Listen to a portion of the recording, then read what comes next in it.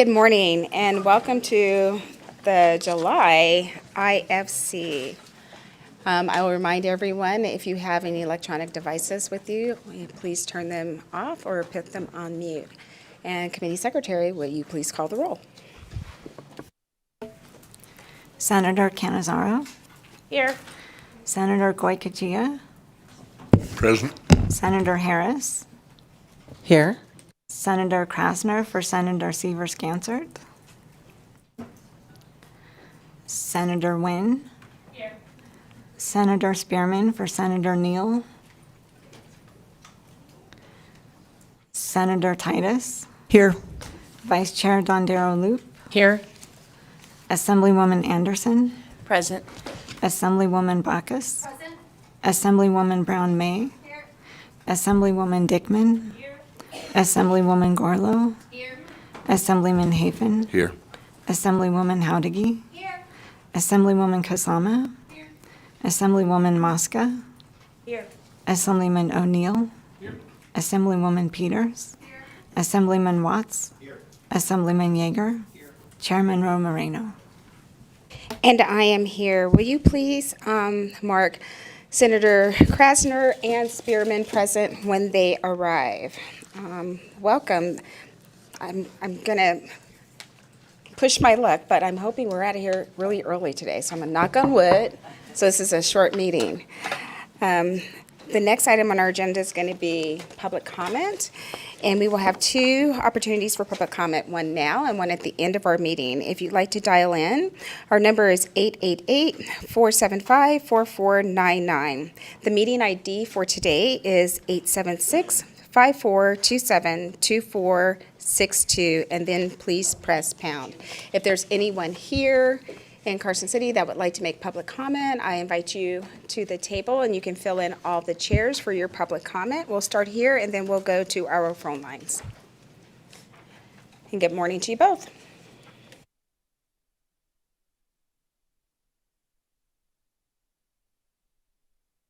If you'll state your full name for the record and spell it, and public comment is limited to just 2 minutes.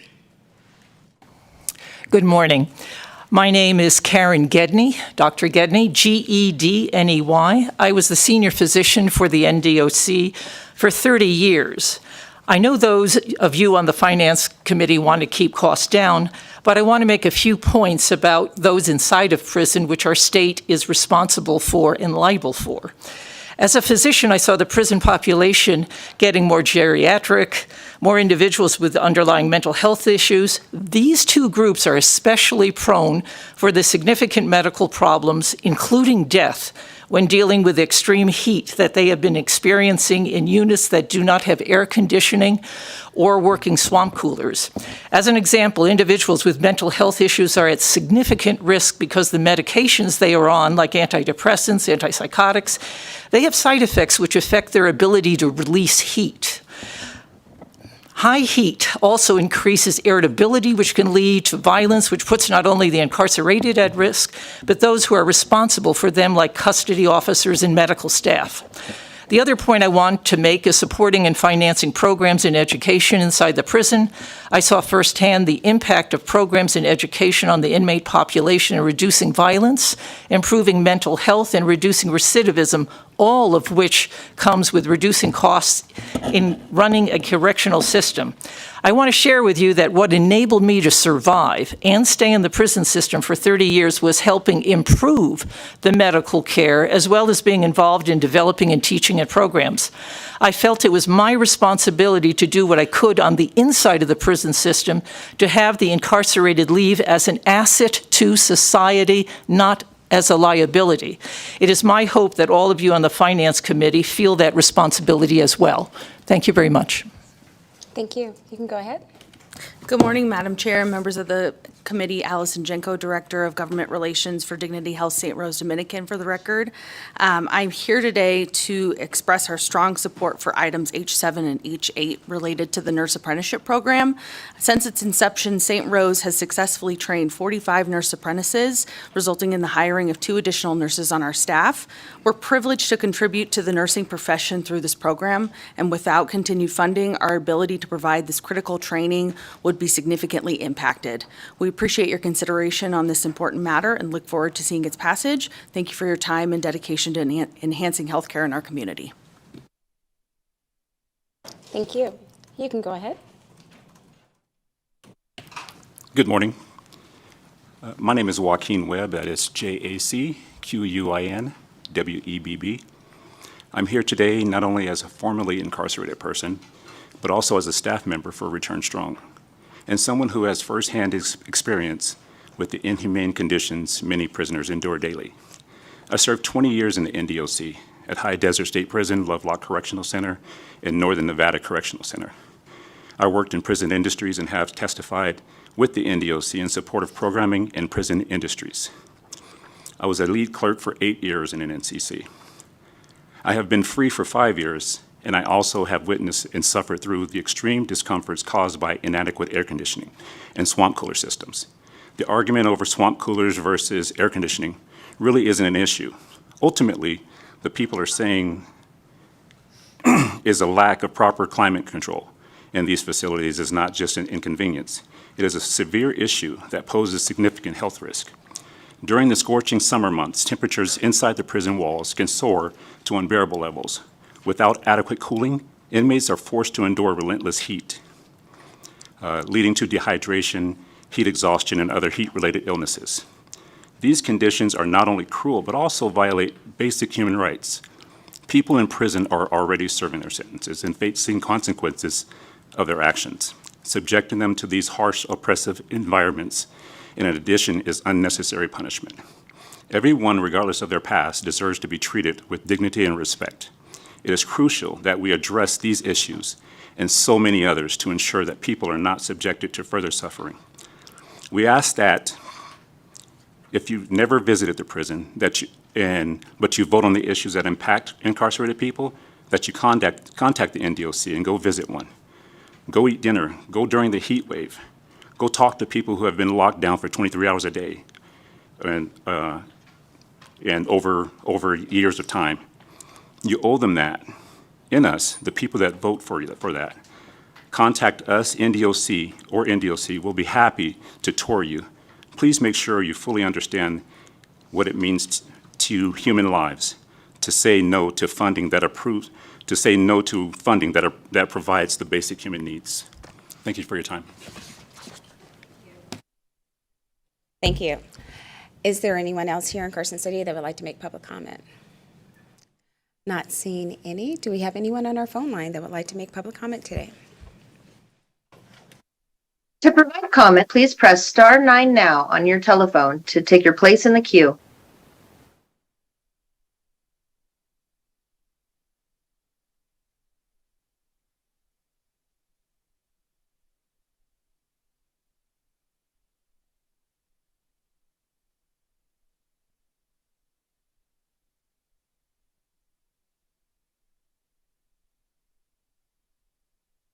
Caller with the last 3 digits, 186, please press *6 to unmute. Hello? Yes, we can hear you. Hello, my name is Ruben, Reuben, and I'm a core volunteer organizer with Return Strong. Thank you for allowing me with the opportunity to speak today. I'm here to address a pressing issue that affects the health, safety, and dignity of people in our state prisons. The urgent need for proper funding for basic prison maintenance, specifically regarding the implementation of adequate cooling systems. As temperatures continue to rise upwards of 120 degrees, our prisons become dangerously hot, posing severe risk to the health and well-being of inmates and staff alike. Currently, many of our facilities rely on swamp coolers, a method of cooling that is grossly inadequate for our needs with such excessive heat. Swamp cooler functions by passing air over water-saturated pads, relying on the evaporation process to lower air temperature. While this might provide some relief in dry, arid climates, it's highly inefficient and fails to significantly lower temperatures during extreme heat waves when the water can't be cooled in order to cool the air. In stark contrast, air conditioning systems offer a far more effective solution. Air conditioning units work by removing heat from the air and dehumidifying it, creating a consistently cool, comfortable environment. Unlike swamp coolers, air conditioning systems maintain indoor temperatures at safe and livable levels, regardless of external weather conditions. This distinction is crucial in ensuring the well-being of those housed in our facilities. Denying funds for the installation and maintenance of proper air conditioning in our prisons is not only a matter of discomfort, but a serious public health issue. High temperatures can lead to heat exhaustion, heat stroke, and other life-threatening conditions. Moreover, the lack of adequate cooling exacerbates mental health issues, increases tensions, and undermines the rehabilitation efforts within these institutions. I urge this legislative committee to recognize the fundamental human right to safe living conditions, which extends to every individual, including those incarcerated. By fully funding basic prison maintenance and ensuring the installation of effective air conditioning systems and other facility upkeep, we demonstrate our commitment to humane treatment and uphold our moral and legal responsibilities. Invested in proper prison maintenance, including air conditioning, is a step towards justice and decency. Let us not neglect those who rely on our decisions for their safety and dignity. I respectfully call on this committee to remember this in the future before voting to deny funding. On the record, before taking the time to understand the consequences of your actions. Thank you so much. Next caller.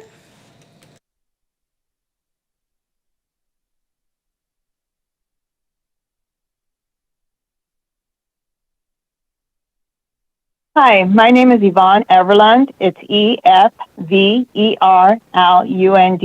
and I'm with Return Strong, and I have a loved one who is also incarcerated.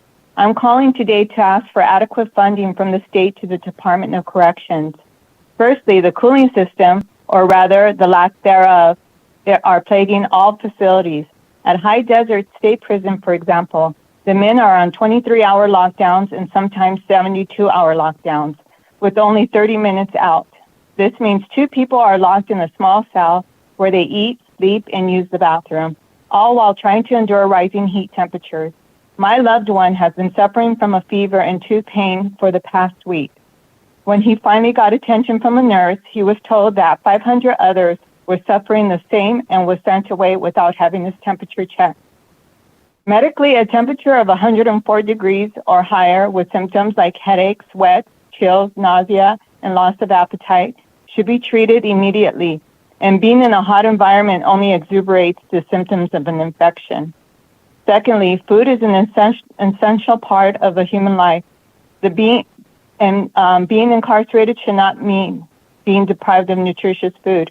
Over the past year and a half, I have witnessed my loved one's physical health deteriorate. He has always been healthy and exercised daily, but lately he has been injuring himself more frequently during basic exercises, with slow recovery from those injuries. He has also suffered from infections and dental issues. I believe these health issues are due to the lack of nutritious food. Thirdly, the medical care is in dire need of funding. Nurses avoid taking temperatures when people have fevers and are reluctant to give necessary medications. Proper medical attention is essential to reduce the number of lawsuits. How can the state save money?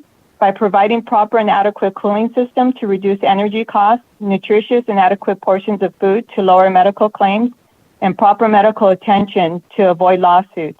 I encourage each member of the legislature to visit a prison and see firsthand the conditions. Just because they are incarcerated does not make them less human. They are people, human beings deserving of humane care and respect. Thank you so much. Thank you. Next caller.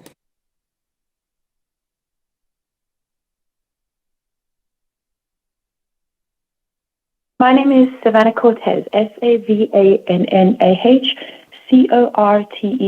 and I'm here with Return Strong, asking for adequate funding for the NDOC. Human beings are sent to prison as a punishment, not to be punished. They are currently being objectified to brutal environmental conditions and potentially no food in the very near future. This would qualify as cruel and unusual punishment, which goes against the 8th Amendment. How can anyone sit here and say laws are being enacted when constitutional violations are occurring in every prison every day across the state due to lack of funding? My husband is currently incarcerated here in Nevada. His current situation, unfortunately, has placed him in a cell 24 hours a day without aircon. All that his prison has is ineffective swamp coolers. Swamp coolers only work if the water running to them is cold. If you aren't going to find enough cold water where his prison is, especially when temperatures are reaching well over 100. If a car can sit in Nevada sun for a couple of hours and reach over 156 degrees on the inside, just imagine how hot it is inside a prison cell where the sun hits it all day. It is far too hot for any human beings to be in. If we won't allow dogs to be in these conditions, why are we knowingly subjecting humans to them? For the lucky ones, and I use this term loosely, only their health deteriorates. But for others, their lives will be lost if there is nothing that is done about this. Over 10,000 people are counting on this additional funding to be rescued from this heat and to have something to eat in a couple of months. How can it be acceptable to leave human beings to rot in a cell without basic human rights like food and the ability to be cool enough to function healthily? There are over 10,000 human rights being violated as we speak.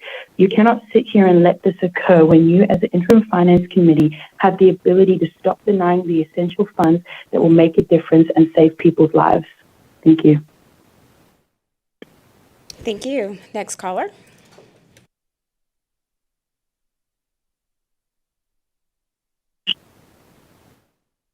Good morning. My name is Denise Bolaños, DENISE BOLANOS, and I'm with Return Strong. We want to address a critical issue that intersects criminal justice reform and the urgent need to combat global warming, the choice between continued prison funding and the transformative power of decarceration. Our planet faces unprecedented environmental challenges. Our approach to incarceration has profound implications for social justice and climate change. Prisons are costly, both in human lives and environmental impact. The U.S. spends over $80 billion annually on incarceration, with facilities contributing significantly to carbon emissions. The strain on the environment is unsustainable in a time of rising temperatures and escalating climate crisis. Decarceration offers a compelling solution by reducing prison populations and redirecting funds towards sustainable and community-based alternatives. This approach fosters rehabilitation, supports education and mental health, and creates more resilient communities. Investing in renewable energy, green infrastructure, and climate adaptation without sacrificing public safety is a promising idea supported by research and data. According to the Prison Policy Institute, for every 10 degrees over the average temperature, the risk of death or suicide in the prison population rises by 15%. Decarceration aligns with the principles of restorative justice, addressing the root causes of crime and promoting social equity. It's an approach that recognizes the humanity of all individuals, offering them a chance to contribute positively to society. As we work to mitigate the effects of global warming, we must also dismantle the systems of oppression that disproportionately affect marginalized communities, often the same communities most vulnerable to climate change, Black, brown, and poor people in our communities, in your constituencies. The future depends on decarceration and investing in people and the planet. Let's shift resources from punitive systems to transformative solutions. Thank you. Thank you. Next caller.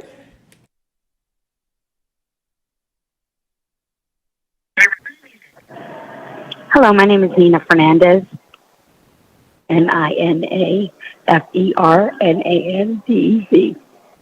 I'm a parent of one of the kids in there, and my son, every time I go to visit him, has told me that he feels like he can't breathe. It's so hot in there. He's at Southern Desert. Again, they're in with no air conditioning as well. They had just fixed it, and now it's starting to go down again. I don't know what's going on, but as a parent, this is very inhumane. As a parent, I think that my job is to advocate for my son as he can't advocate for himself. And I think that somebody needs to do something. We're talking about monies. Monies can't replace lives. And I think that as a parent, I'm asking the legislature to please help out in these prisons. If not, go there yourself, see for yourself firsthand. That way you can see that us as parents and people at Return Strong can actually get in and see that the prisons need help. Thank you. Thank you. Next caller.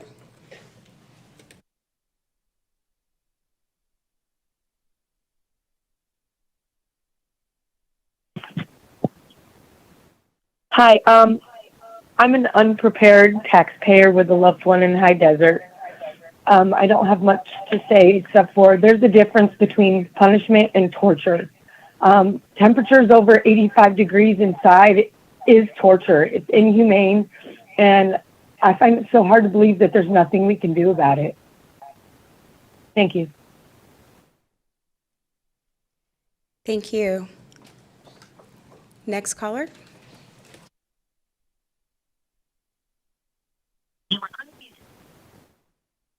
Good morning. My name is Leslie Turner, Elias, Lieturner. And I'm given the inhumane conditions inside High Desert. I think that you've heard all of the testimony. I also I emailed a clip from an incarcerated person, Ricky Slaughter. He's at High Desert in Unit 3CD. For you all to just hear from him exactly what he's experiencing on the inside. But I think ultimately that it's not just the AC issues, and I think that a lot of people have tapped in on that. It's also there's a pest issue. There's rats. There's broken showers. The water comes out of the faucet and it's like scalding hot. They can't even bathe in it. There's lack of medical treatment and medical access. I don't even think that there's a doctor on site. And then we have to think about how these conditions, which have been going on prior to June, and also we had the same issue with the AC last year. I think that it's important for us to start really evaluating, number one, like what is the solution? Because we're talking about over $100 million just to fix the AC infrastructure at High Desert alone. So thinking about over $100 million, what can that money do in terms of community? And I think that the solution that we do need to be thinking about is how can we shrink the prison population, and what does that look like? How can we invest on the front end in alternatives to incarceration, keeping people in their communities, investing in the youth, and then on the back end, really evaluating what people can, what folks can actually safely be out and back in community and don't need to continue to be incarcerated, and their continued incarceration actually no longer is in the best interest of justice anymore. I think that those are the things that we need to start considering. And ultimately, though, folks are the conditions on the inside it's a human rights violation. So I think that something does have to be done because this can't continue. It like someone mentioned before, it is torture. So that's all I have to say, and thank you. I appreciate y'all's time. Thank you. Next caller.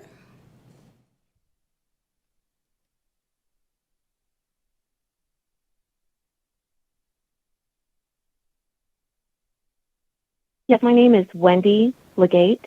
That's Wendy Legate, Legate. I have a loved one that is incarcerated, and the conditions that I have heard about and have done research about is quite shocking. I am appalled that here in the United States we subject human beings, to such conditions. We incarcerate massive amounts of human beings to supposedly rehabilitate them, and instead they're being subjected to not just the punishment, but the heat, the lack of nutritional food, and lack of medical care, which just makes the incarceration even worse for the overcrowding. I'm very concerned. I know as a taxpayer and a business owner, this is not at all what I expected from our state and what we pay for. I appreciate very much this committee letting us voice our concerns, and I know that you'll do the right thing and improve these conditions, and I appreciate the time. Thank you very much. Thank you. Next caller? If you have recently joined the call and would like to provide public comment, please press star 9 now to take your place in the queue. Good morning. Hello? Good morning. Go ahead. We can hear you. Oh, okay. My name is Eileen Sanchez. It's EILEEN SANCHEZ. I'm a volunteer with Return Strong, also a mother of a offender. I went on tour at High Desert State Prison. The conditions in the prison were unbelievable. The first thing I noticed was the extreme heat. The only thing in the prison they had were swamp coolers. The swamp coolers weren't even doing its job unless you were right in front of it. Some of the offenders had little fans and some did not. It is extremely harmful to people behind bars. I went into a cell and the door was closed and it was so hot it was unbearable. I started to feel sick. I was only in there for like 2 minutes. I felt like I was in a trapped oven. It was torture. There isn't even cold water to drink or to cool them down. It's a crime to leave animals in the extreme heat like this. You will get felony charges. The offenders were yelling, please come into my cell. It's hotter in our cells than their cells. The offenders were pleading for help. We got to talk to some of the offenders and they were stating that they've been calling medical and there was no response to their outcry for help with the heat-related illnesses. The offenders were vomiting in their cells, even passing out due to the heat. Even the correctional officers looked miserable. The second thing I noticed was the thick mold on the ceilings.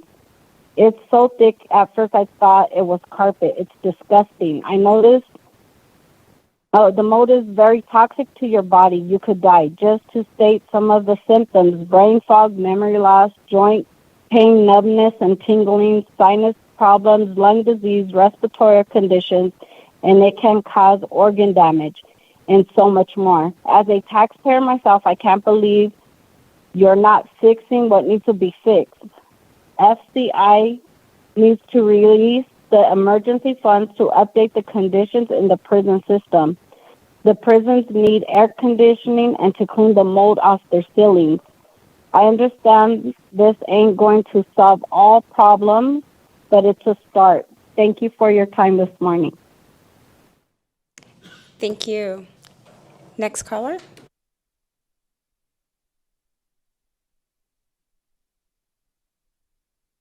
Hi, I'm a taxpayer who has just become aware of the cooling crisis at High Desert and the other prisons. I'm under the impression that the High Desert has not had or has been without air since the end of last summer. This is not only dangerous for the inmates, but the people who work there at the prison and have been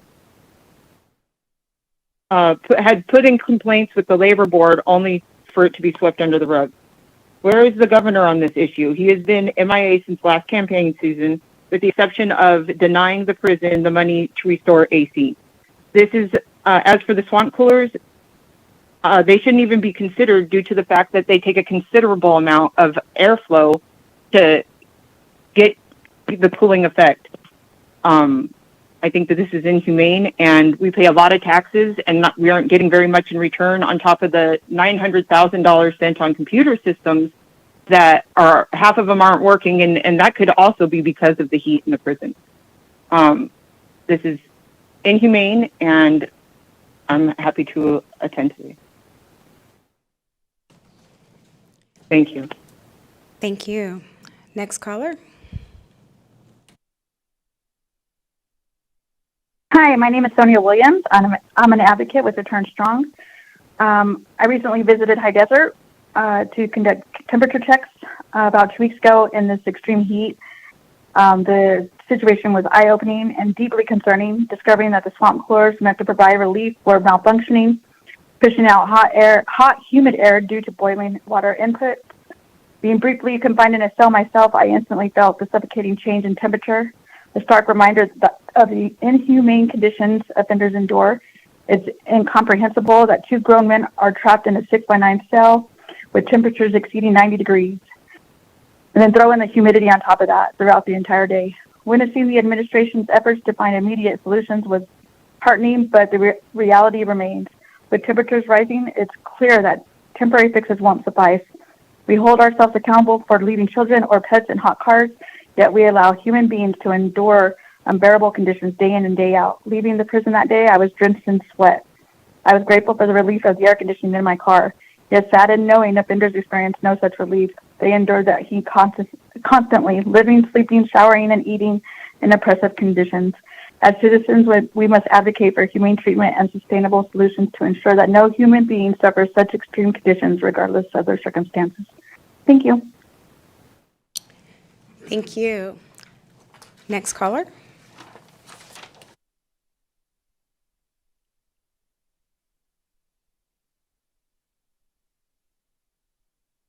Hello, my name is Nicole Williams. I'm an advocate with Return Strong, and I would like to echo all the previous testimony you've heard. This has been an ongoing issue for years, heat blowing in the summer and cool air in the winter.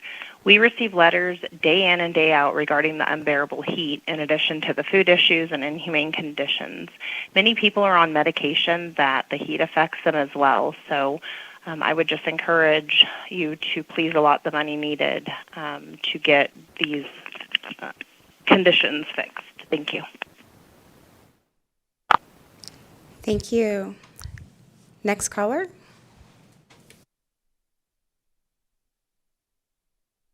Good morning, Madam Chair and members of the committee. For the record, my name is Melody Osborne, and I'm the Chief Nurse Executive from Renown Health. I'm calling in today to support the request for additional funding for item number 88, work program number 25 FR 132737, the Nurse Apprentice Program. As you are aware, the state of Nevada continues to face a significant shortage of nurses. The Nursing Apprentice Program has been a vital workforce development tool in addressing this issue. Since June of 2022, we have provided employment opportunities for over 400 aspiring registered nurses. Just to showcase the effectiveness of this program, I'm pleased to share that upon graduation, we have hired over 80% of the apprentice nurses as registered nurses and have retained 92% of them 1 year after graduation. The Nurse Apprentice Program not only addresses the shortage of nurses, but also ensures a smoother transition to practice for new graduates. Our most recent new graduates have reported that the program has significantly boosted their confidence and has helped them integrate seamlessly into the profession. This hands-on, on-the-job training is crucial in building a competent and resilient nursing workforce. Continuing to fund this program is essential. It allows us to maintain the momentum in training and retaining skilled nurses, ultimately improving healthcare access, improving the quality of care, and strengthening healthcare in the state of Nevada. I urge you to support the reallocation of funds to sustain this impactful program. Thank you for your time and your consideration. Thank you. Next caller. If you have recently joined the call and would like to provide public comment, please press star 9 now to take your place in the queue.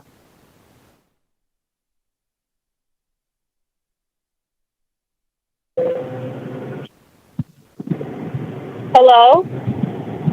Hello, we can hear you. Hi, I'm just calling in consideration if they think about releasing some of the people who have short time, that don't have much time, because I know during COVID, they kind of like started releasing people who was almost about to get out. So I was wondering, can they take that in consideration, like the one that's about to expire, that's going up for parole? It might make it a little easier, maybe not too much, but maybe a little bit. And also at the visiting room, they really need to get that checked in there as well. I see people in there bringing babies and toddlers, and they're fanning the babies, and they don't have fans. They do have one fan, and it's on them. Maybe they should ask us if we can bring our own fans or some sort. But yeah, things need to.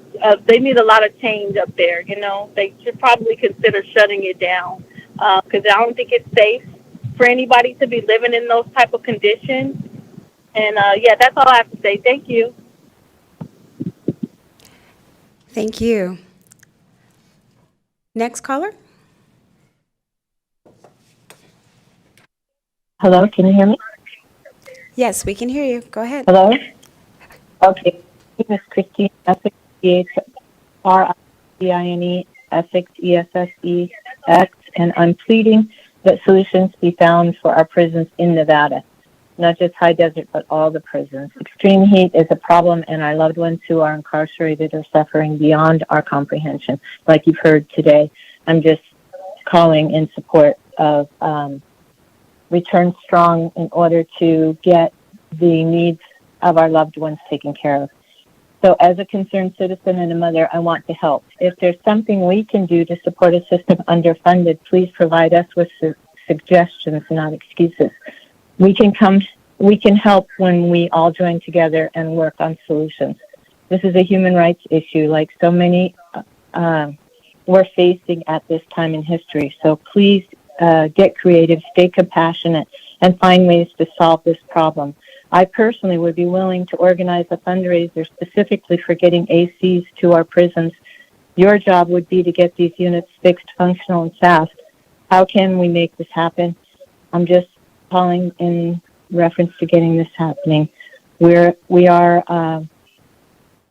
coming to this finance committee for help. So thank you for your time and attention. Thank you so much. Do we have any other callers waiting?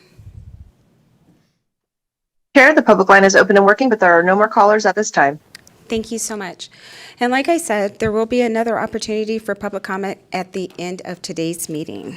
And with that, we will move on. And I will ask Ms. Kaufman to go through List H and List L for items to be pulled for today's meeting. Thank you, Madam Chair. For the record, Sarah Kaufman, Legislative Council Bureau Fiscal Analysis Division. Looking at List H, which is the approval of work program revisions for the expenditure of American Rescue Plan Act coronavirus state fiscal recovery funds in accordance with NRS 353-220. There are no items recommended to be pulled on the first page. On the second page, item 7, Office of the Governor COVID-19 Relief Program is recommended to be pulled and heard with item 8, the Department of Health and Human Services, Division of Public and Behavioral Health, Healthcare Facilities Regulation. Item 9 is recommended to be pulled, Office of the Governor COVID-19 Relief Program. And also item 12, Office of the Governor COVID-19 Relief Programs is recommended to be heard with item H13, which is on page 3, the Department of Health and Human Services, Division of Public and Behavioral Health, Southern Nevada Adult Mental Health Services. There are no additional items on page 3 recommended to be pulled. There are no items on pages 4, 5, 6, 7, and 8. With regards to List I, approval of gifts, grants, work program revisions, and position changes not involving the expenditure of American Rescue Plan Act coronavirus state fiscal recovery funds in accordance with Chapter 353 of NRS. There are no recommended items to be pulled from agenda List I. Madam Chair, I'd be happy to either identify those again or answer any questions. Thank you so much, Ms. Kaufman. Members, are there any items that have not already been pulled that you'd like to have pulled for today's meeting for further discussion? All right, not seeing any. I'll accept a motion to approve all the items that were not pulled. So moved. Second. We have a motion and a second to approve the items that were not pulled for further discussion. Any discussion on the motion? Not seeing any. All in favor, please say aye. Aye. Any opposed? The motion carries. Thank you. If you were here for any of the items that were not pulled, you can take this opportunity to go ahead and leave the room. We'll give you a few minutes to leave and enjoy the remainder of your day.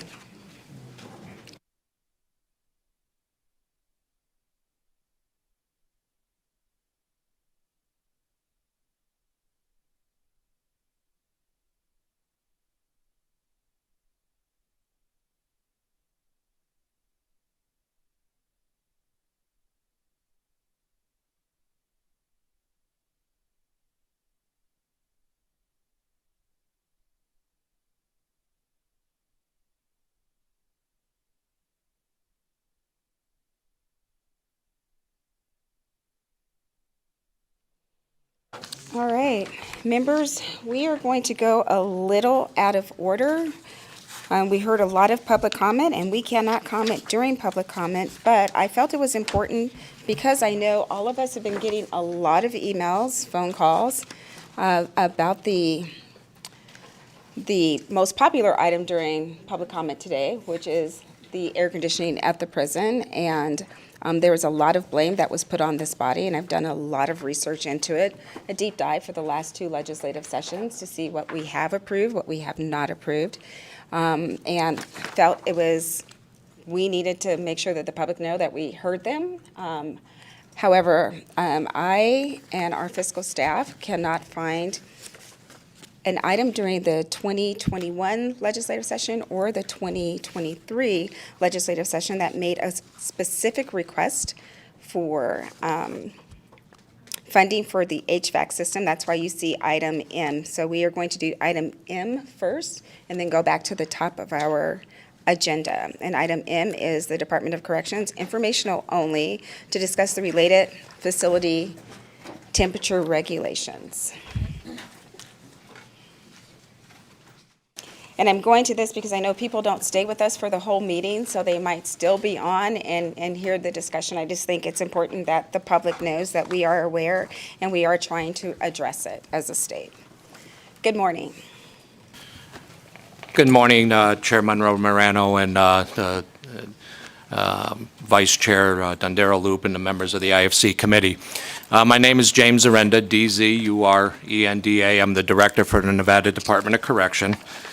First, I want to say I'm going to personally apologize to every single one of you that in the last IFC in April, when we asked for the $1.5 million for the deferred maintenance, I was not clear in giving any specifics on what that money could have been used for, which it was going to be used for some of these issues that we're having with the control issues and the swamp coolers, but it was not clear, and I did not make that clear in the IFC hearing in April. And it's a learning process for me, and I'll make sure that that happens in the next time so it doesn't look like it was the fault of the legislature.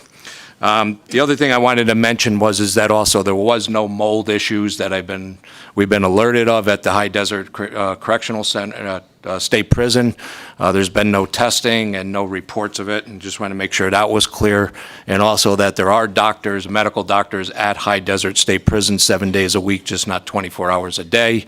And the last thing is also that the governor's office and the ledge have never, that I know of, denied any funds recently of any swamp cooler repairs or any of that. That was also mentioned. What I wanted to mention is what is really happening. When you talk about air conditioners and swamp coolers, I first want to make it clear at the High Desert State Prison, there are no air conditioners in housing units.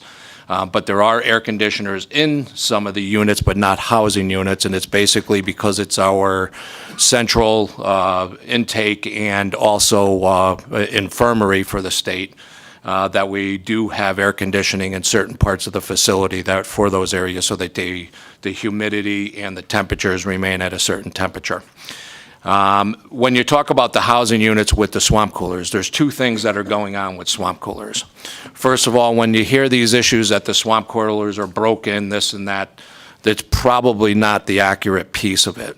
Currently in the state, the entire state today, we have 1 swamp cooler that's down at the High Desert State Prison. That's 1D. We're waiting for a fan part to come in that we have to have customized, which I'll explain what that means. Now we have one fan that's down in the kitchen area, a swamp cooler at the Gene Camp, and also one that's in one of the main areas up at the Northern Nevada Transitional Housing in Reno. All the other swamp coolers in every housing unit in the state have been reported working and operational. So what does this mean when we have a broken one?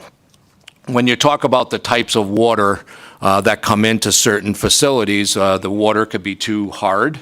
Water that it comes with so many different minerals, like the ones that are down in High Desert State Prison, they corrode the units a lot quicker than regular water that comes out of the city water.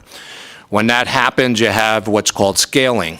Scaling happens into the units. The units that we have, the broken fan, the 1D down there now, scaling came to the point where the cooler's fan operation was not working properly. So either it seizes and doesn't push the fan and the air through, or the fans start to break apart from the corrosion. When you have to reorder parts, those fans do not exist anymore. Those motors for those swamp coolers do not exist anymore. These swamp coolers were put into place in the year 2000 when the facility were built. They have a 20-year lifespan. Well, we're at 24 years right now with the swamp coolers.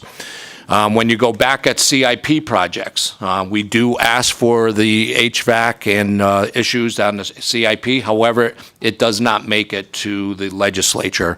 What they do with the process for the CIPs, they submit it, a committee reviews them, they prioritize. The priority then goes to the legislature for approval on the CIPs. We do not have any that actually got to that point.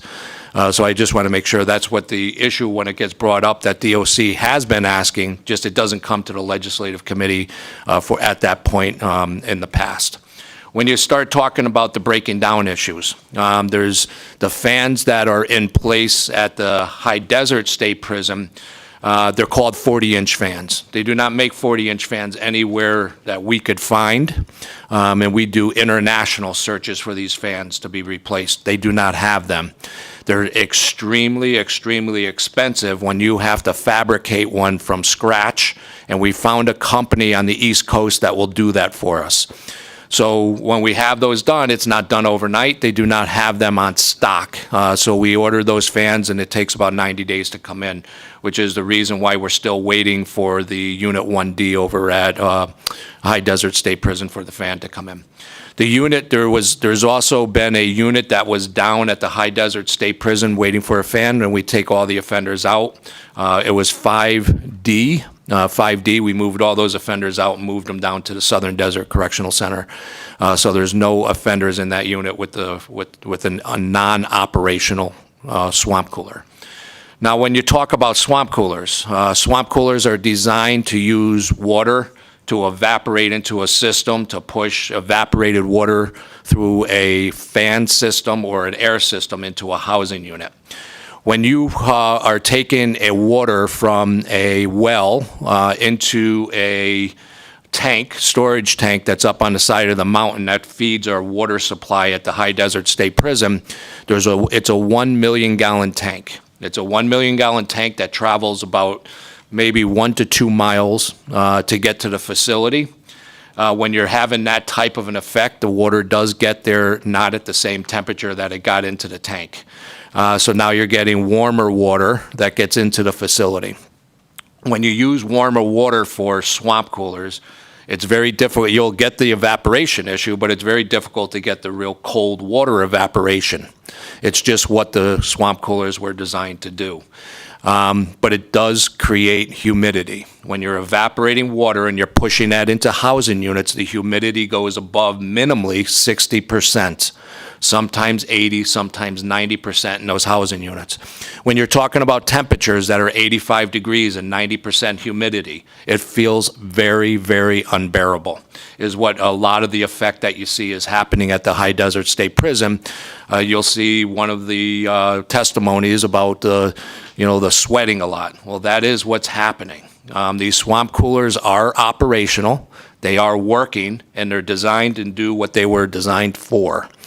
We actually, because of this, we do have one pending litigation case that's been going on a long time about this, the heat and the swamp cooler issue. Well, we did just recently, we asked State Public Works to get someone that specializes, that's an expert in swamp coolers, to come out to the High Desert State Prison to actually evaluate the system and to let us know, are we doing something wrong? Is there something else that we could be doing for the swamp cooler issues that we're having? And it's really comes back to say the swamp coolers are designed and doing exactly what they were designed to do. However, we did get some great advice that you know, making sure you clean out the cells ventilation system because the offenders block a lot of those cell vents. They have to be clear. A lot of the offenders put roll-up towels and put them underneath their doors to block, it could be block what they were mentioning, that sometimes the bugs come in at night. We have flies that come in from the desert. We do the best we could to eliminate that. We do have health inspections that come from the health department to make sure that we do not have the cockroaches, the rodents that were mentioned. And that's all put in the report that does go to the BOPC about that. When you talk about blocking even the doors on the bottom of the cell, some of the offenders do block the doors because they do illegal activity in them, like smoking marijuana if they were able to attain it, smoking cigarettes if they were able to attain it. If they're not blocked, the smoke could go into the unit and people will know that you're smoking. So there are reasons why offenders are doing this, and if it's not for the right reasons. If we do a better job with making sure that those are clear, making sure the vents are clear, that they don't block them. A lot of the offenders, when we toured there last week with the groups that were mentioned in the media, they were saying they block them because they feel like there's something coming out of the vents, and it could be dust, it could be something, and they block them because they don't like what's coming out of them. But it's actually affecting the swamp coolers, that there's not adequate airflow, and that does affect when it comes from one cell to another. So when you talk about what can be done, we have a drafted letter that is accessible, that we can provide, that says exactly what we are doing to help and make sure that the welfare of those individuals and those units are okay. We did contract out with Aramark to have ice being brought in constantly. It's every 4 days, $2,500 for ice coming in every, I think it's 3 days, every 3 days. And we have correction officer trainees that all their job is to go from unit to unit, dropping ice off. When they finish the last unit, they go back over and start all over again. We've ordered multiple portable swamp coolers that have come in, industrial size, that actually do 7,800 square feet for each. They have all been arrived at the facility as of today that I know, and have been placed in the units for additional swamp coolers. However, when you add additional swamp coolers, you're getting additional humidity. So it's got to be a balance. We've also added evacuation fans that we purchased. The evacuation fans are large industrial fans for smoke evacuation that we added into the units to help with the circulation. It does not help with the temperatures, but it helps with the circulation. So when you talk about that there's problems with the units, these problems have been going on, like people have been mentioning, year after year. Well, however, like we said, the swamp coolers are designed to do what they were designed to do, and that's what they were doing, so you can hear the same things over and over again every year. It's what do we do in the meantime to try to mitigate, to try to help that we do not have these serious health and safety concerns that were mentioned, and that is what we're doing. We're providing more and more additional supplies to the units. We just also ordered individual swamp coolers that can go inside the cells. We just ordered them to be able to come in case a swamp cooler goes down. Not when a swamp cooler is working like it was and it's not providing enough cold air. It's actually when a unit goes down, we'll have something for each cell. We've also ordered 100 individual fans, and these are only fans that will go when the swamp coolers are down, not when they're just doing the operations that they are. Not sure how much more is going to be done. The swamp coolers, like I said, do need to be replaced. They are at their end of their life cycle, which also affects the operations of them. The other issue that the experts gave us is that just keep replacing motor belts. When you replace the motor belts that turn the fans, it may or may not, but it may end up spinning the fan faster to get air through quicker or more. But that's really the difference that we have. And when you hear that there's a problem with broken down air conditioners, it's probably because the swamp coolers are not cooling the units off like they believe they should. When you talk about air conditioning, we have some facilities like the Southern Desert Correctional Center that the majority of housing units are air conditioning. The problem we have with those is that when the air conditioners get too old, the compressors start to go on them. And when we ask for preventative maintenance funds, it goes to the replacement of really for those things that we could replace. The fans, it goes for replacements of the compressors, it goes for things that we can actually replace, but it's not the issues that we're having today that you're hearing about in the paper and hearing people talk about. The swamp coolers are doing what they were designed to do. And not sure, like I said, we had these experts come in and say there's really nothing else you can actually do, but keep providing those things that we can to make sure that everyone's safe. So I'm not sure if I answered everything I could. I'm not sure if it really helps, but it's more of a complicated issue that is not going to say that the design was flawed. It's not going to go to say that these are not operational. They are. When you talk about replacement I heard, why don't we replace them all with air conditioning? So when you talk about replacing just the High Desert Correctional Center alone, we got an estimate some time ago, which these estimates actually increase as time goes on, $168 million to replace swamp coolers at that one facility to air conditioners. So those things were probably designed when the facilities were built to be the least cost-effective issue that they had at the time to make the operation of the facility work. So just thought that was important to bring up, and hopefully I answered what everyone was looking for. And if you have anything else, I'll be here to answer what I can. Thank you. Well, thank you, Director. You said a lot. My first question for you was going to be, if we did switch out from the swamp cooler to central air conditioning, how much that would be. And $168 million for one facility is a large amount of money for the small pot of money that we have in the state of Nevada. So that's concerning. None of us were here when these prisons were built and the decision was made to put in swamp coolers. You weren't there. Probably everyone that does CIP projects were not there. So we don't know why that decision was made, but it's kind of a strange decision to make just to save money in the desert to not have central air conditioning. For the health and safety of the inmates that are entrusted in our care and for the staff having to work in those facilities. But we are where we are. I'm relieved to hear what you're saying about the ice being placed on the swamp coolers. But there's some also concerning things that are still there. You made a comment about the April IFC, and I think people that are listening to this meeting often think that we on IFC, legislators can just appropriate funding to whatever we want to appropriate the funding for.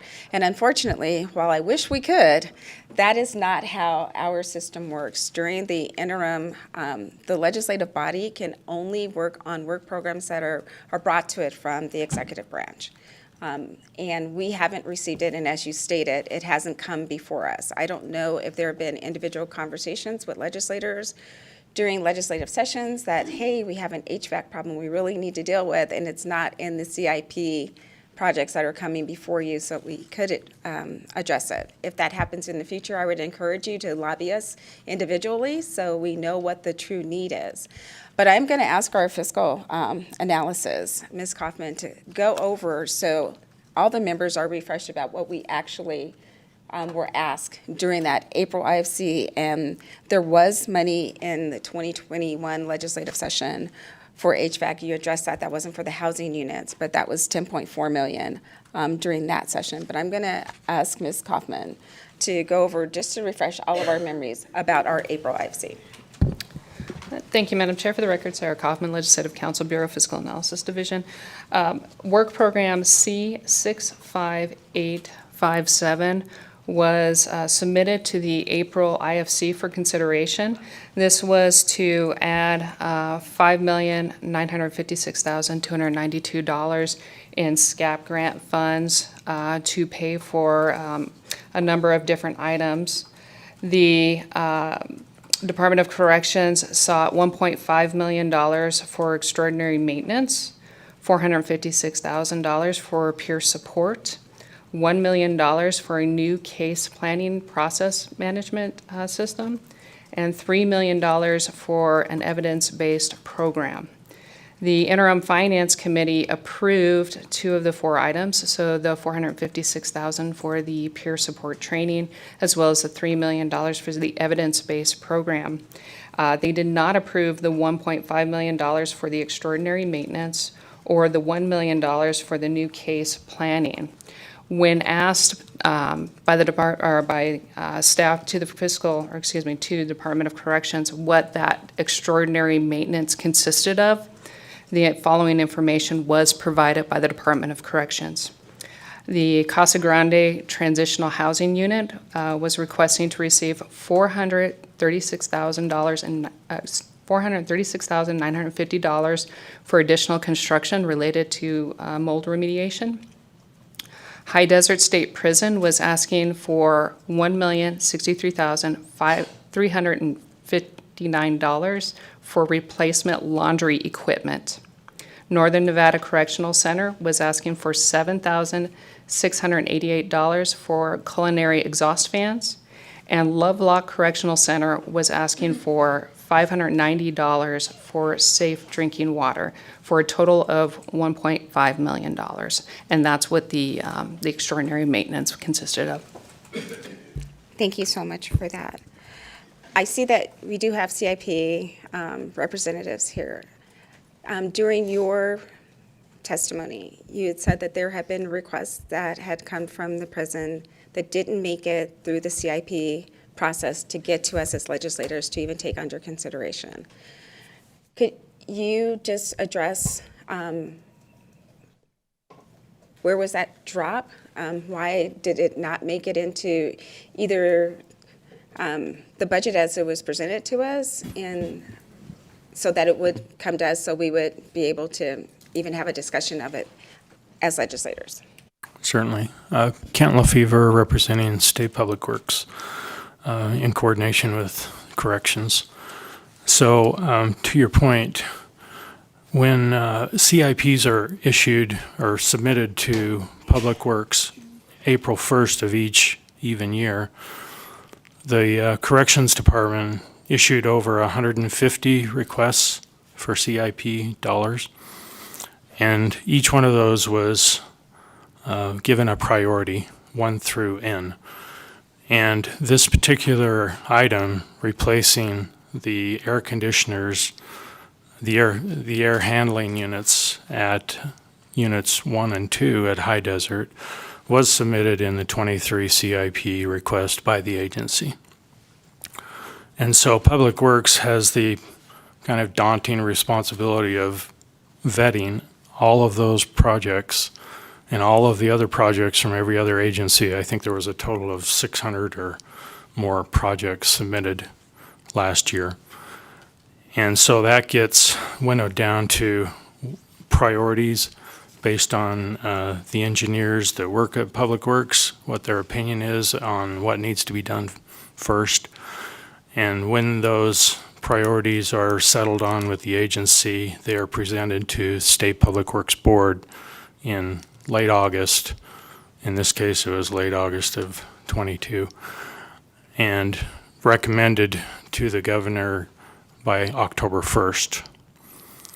So this particular item, replacing the air handlers at Unit 1 and 2 at High Desert, was not recommended by Public Works Administrator or the Public Works Board, and ultimately it wasn't recommended to the governor's office for recommendation to the legislature during session. So that's just one example of a project that, in hindsight, it would be nice to have that on the list. But it's competing with hundreds of other projects that all are important to their respective agencies, and how big the pie is to go around. There's not an unlimited well of funds for the CIP. If it was, we'd be writing $5 billion CIPs instead of last year was 1.2, I think. So I hope that answers your question. That does answer the question. I do have a follow-up after you said 600 projects. Is that a normal number that you receive on a biannual basis, or was that number increased because people thought we had a lot of money in the state because we had COVID dollars, ARPA dollars in our system? So was that the customary number of project requests that you receive, or was that an unusually high number? I'd like to ask Brian Walker to come forward and answer that question. He's the chief of planning, or was at the time. Thank you.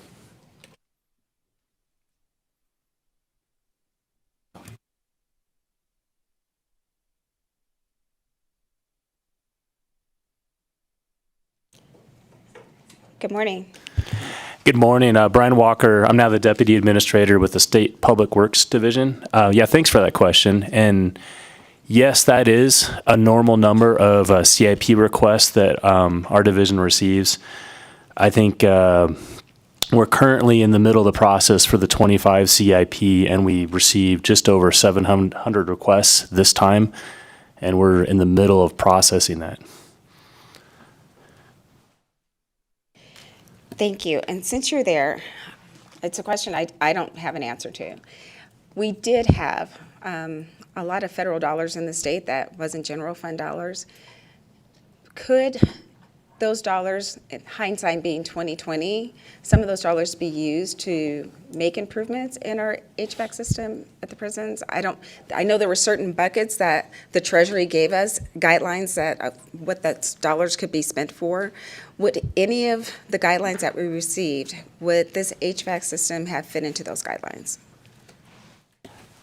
Brian Walker again. It's just to clarify, are you asking about like ARPA funds? Yes, as we were receiving ARPA funds, we were using them for some things that we had needed for a number of years in the state of Nevada. But the guidelines changed, federal guidelines changed as soon as we thought we had it all together, and we learned it, they switched on us, right? But during that process, was there any point of time that there were funding in those ARPA funds that we could have used, hindsight being 2020?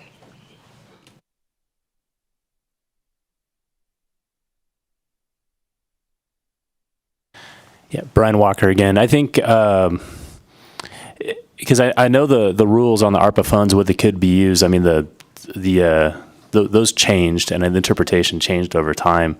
I think we have seen projects for us or other agencies go through with scopes similar to that. So I think it theoretically could have been. I know one of the challenges with ARPA funds and the projects is really, especially now, it's just the expiration of the funds and when the funding sunsets. Perfect. Thank you for that. And I see that our GFO has joined us. Good morning. Good morning, Madam Chair. For the record, Amy Stevenson, Director for Governor's Finance Office. So that's actually what I was going to say with Mr. Walker. They possibly could have been used, but depending on expiration and the application, I'd have to see more of it, but it possibly could have been used. Thank you. And then for Director Zarenda, even to switch to a central air conditioning system from a swamp cooler, we would have to move inmates out of buildings. And you gave us an approximate budget dollar amount. But even if we were able to do that, what would the time frame be? Do you know what that time frame would be for the construction or reconstruction? James Arenda for the record. That would be for the engineers, but we're talking years. When you're talking about that 168 million that I estimated, that's as everything goes well. We know when you pull units apart that are 24 years old, you probably will have structural issues in the roof. It could expand, and expand. So 168 is probably being very conservative. However, we're probably talking, well, it could even be double that cost just for one facility. Thank you. And I know that we have a few more members that have questions. I'm going to go to Speaker Yeager first. Thank you so much, Madam Chair. And, I think you covered this, but I do want to make a couple things clear for members of the public who are listening. We as a legislature cannot solve problems we don't know about. We just can't. And so, as the chair said, as far as we can tell, we've never been asked to fund HVAC in these facilities. Now, I understand internally you have a process where you did ask, there were decisions made on the executive branch and never got to us. So I have a couple of questions, a couple of comments, but I think the first question I have, Director Zarenda, and I know you were here, you left, and then you came back, but are you aware of any efforts on NDOC's part to actually communicate these concerns with legislators? I know you have your internal process. I'm sensitive to the politics of that, but I didn't know about this issue until I started getting emails last week or the week before. So do you know whether any of that outreach was made directly to legislatures outside of the normal budgeting process so we would be able to consider that during a session? So James Renner, for the record, I would say probably not. And that's what I said when I mentioned about the IFC in April. It should have been more communication and upfront of what all this funds was for. And when you talk about what was denied, when you're talking about the $436,000 for Casa Grande, which is now at about $650,000 because it goes up almost $100,000 every month because of all the rental equipment, the water that has to be vacated out of there, the rentals of showers, all that. This issue has to be addressed, and if we didn't address it, we're addressing it on our end, so we're using funds from somewhere else. When you take those funds away from those other areas, it takes away the money that we can use for what we wanted the purpose for. So it's communication, I think, is going to be the future need, because it should have all been communicated a lot better of what that deferred maintenance was really going to be the issue of, and the issues of the swamp coolers. I certainly appreciate that, Director, and I agree that the communication has to be way better than it's been. I mean, confidence in government is at an all-time low, and it's because of things like this, right? We have the executive, and I say that word broadly, I don't mean the governor in particular, but the executive branch not communicating with the legislative branch, and then we get a bunch of phone calls blaming us for not doing something that we didn't know about. And, I'll have to push back a little bit on the April IFC because we did get backup documentation about what that money was about, and it didn't say anything about air conditioning. Now, I think I hear what you're saying, which is if you'd gotten that money to fund those things, you might have had money somewhere else that you could have used for air conditioning. But we don't know that, right? And so we have to know that because when we look at the request, we're looking at what the backup documentation says. And if it had said, we have an air conditioning problem leading into the summer we knew we were going into, I think you would have seen a very different approach from the legislature about trying to fund that. And particularly when you factor in that, we're at the tail end of spending the ARPA money. This is a lot of money that you're talking about for projects. So, I would ask that communication be better. And I want to ask this question just because I want to know the answer to it, because I heard a lot of the calls coming in today, and we've gotten a lot of, pretty intense emails. And I empathize with the family members. Like their loved ones are there. And it's not just the family members, it's the employees, it's the contractors, it's everybody who's working in those facilities.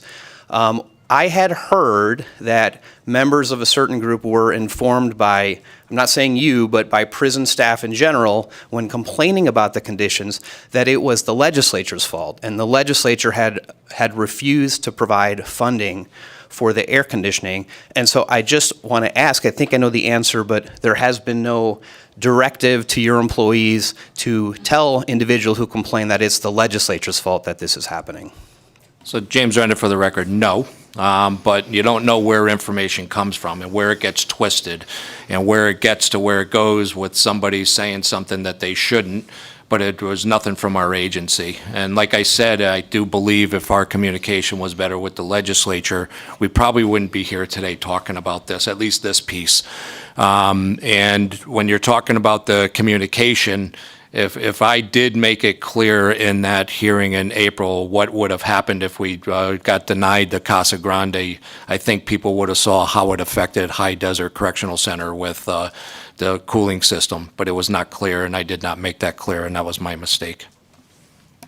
Thank you, Director Zarenda, and Chair, if I could. I don't think I have a question. I just wanted to make another comment. Again, if we don't know about the problem, we can't fix it. Our legislative system is set up this way. We only meet every other year to come up with the budget. That's a limitation. We're one of only 4 states that don't do an annual budget. If we had an annual budget, we would have been back in session probably in March or April, and we could have been able to address this. But so going forward, I would just ask for that level of communication. And again, I know there's some sensitivity because you work in the executive branch, we're in the legislative branch, but I would hope at the end of the day, we all want to do what's right by Nevada and by its residents, and that, you know, politics doesn't play any part in terms of what we're doing. And just to kind of put a bow on that, I mean, one of the frustrations that I have, I'll tell you, at the end of the last legislative session, the Senate Majority Leader and I are, you know, in conversations with the governor about various issues, about things like how much money are we going to have in the rainy day fund? How are we going to pay for capital improvement projects? Typically, we've bonded for those. The governor wanted to pay cash for those this year rather than bond. We had more money in the budget than we've probably ever had before, which is, as you all know, means more people line up to ask for things. But if we had known about this issue in particular, I think what you would have seen was we would have found a way to address this in the last legislative budget, whether that would have been negotiating with the governor over how much goes in the rainy day fund, whether it would have been talking about maybe we don't have to pay cash for some of the buildings we're buying and we can bond for those and use the money that's sitting there otherwise to pay for things like this. Because my concern now is that, one, we have a whole bunch of angry people out there, and rightfully so. I mean, the temperatures have been brutal this summer. And we have employees that are working in those conditions, and I think the state has exposure to potential lawsuits because of this, right? So it may have been a cost-saving measure in the sense that we don't want to pay for this today because there's something else we want to pay for. But I think in the long run, issues like this, this is a huge risk to the state. And so it's just something that we have to know about, because I will almost guarantee you if we had known as a legislature about these issues during the last legislative session, there's no way we would have gotten out of that session without having addressed that in some fashion. And I can respect that there's a whittling down process for what makes it through Public Works and CIP. But we got to know what's out there too, because we might have a difference of opinion on that, and especially when it comes to looking forward and potential litigation risk to the state. So I'll get off the soapbox. I want to say that I appreciate you all being here today and answering these questions, because it's a bit uncomfortable to have to be here and talk about this, but I hope it broadcasts to the world at large that we're trying to figure this out. There have been some missteps clearly when it comes to this particular project, but going forward, we're going to do a much better job of trying to have an open line of communication and actually solving the problems, rather than getting into the point where we're pointing fingers at each other, because that doesn't help us solve the problem, and I think it does a disservice to the residents of the state. So with that, I will yield my time, Chair, and thank you for the latitude. Thank you for the questions and the comments. Senator Titus. Thank you, Madam Chair. I appreciate the opportunity to make some comments myself and ask some questions. First, thank you all for being here today and for the clarifications. And for addressing some of the public comments that, again, our governor did not deny the air conditioning, that nor did this body deny the air conditioning. I think that misrepresentation and the comments regarding the executive branch, I think it should be duly noted that there's a process that we do here, and that we didn't deny the air conditioning. We didn't deny the swamp cooler maintenance. It was indeed requested in a list, but we did, the Public Works did grant many other issues. This wasn't in the priority at the time, of course, because it was probably not necessarily hot. These things didn't break down at the time. And so, again, we do the best we can, and sometimes in hindsight, it's easy to point fingers. So I appreciate you sitting at the table saying, hey, we could do a better job. And I think we all could do better jobs. Having said that, what's the plans moving forward? Will we see a request to this body at the next IFC for some of these fundings? We're talking about air conditioning. What about the food program? What's the plan moving forward? And then I have a follow-up. So James Renda, for the record, I don't have an answer on the HVAC request for the next IFC, but I know you'll see the food requests because we still are owing back pay on Aramark for food costs and what's going on. And I think at the next IFC, if we can have it on there, I can explain a lot better about the food issues than was explained in the last IFC because I have more of the history of it and what actually happened in 2016, 17, and 18 that was not, that probably many here aren't aware of. But anyway, I don't have an answer on the HVAC piece for the IFC. I don't think there's anything going in front of that for IFC, but the food, well, you'll see that there. Okay, thank you for that. And a follow-up, if I might, Madam Chair. So the $168 million figure, was that to replace the swamp coolers and put an HVAC, like an air conditioning system? Or is that, what's the cost just if we put in new swamp coolers? James Arenda, for the record, thank you for that. Yes, the 168 was to replace it with air conditioning. To replace just the swamp coolers, it was approximately 86 million. But when you start talking about these estimates over time, they keep going up. So I was told the last estimate was 86 million to just replace all the swamp coolers at High Desert only. And thank you for that. The temperatures are not going down anytime soon. We still see, I check even in northern Nevada, we had a record over 10 days, over 100 degrees, which is unusual for here. So I think it's certainly statewide, we see this excessive heat.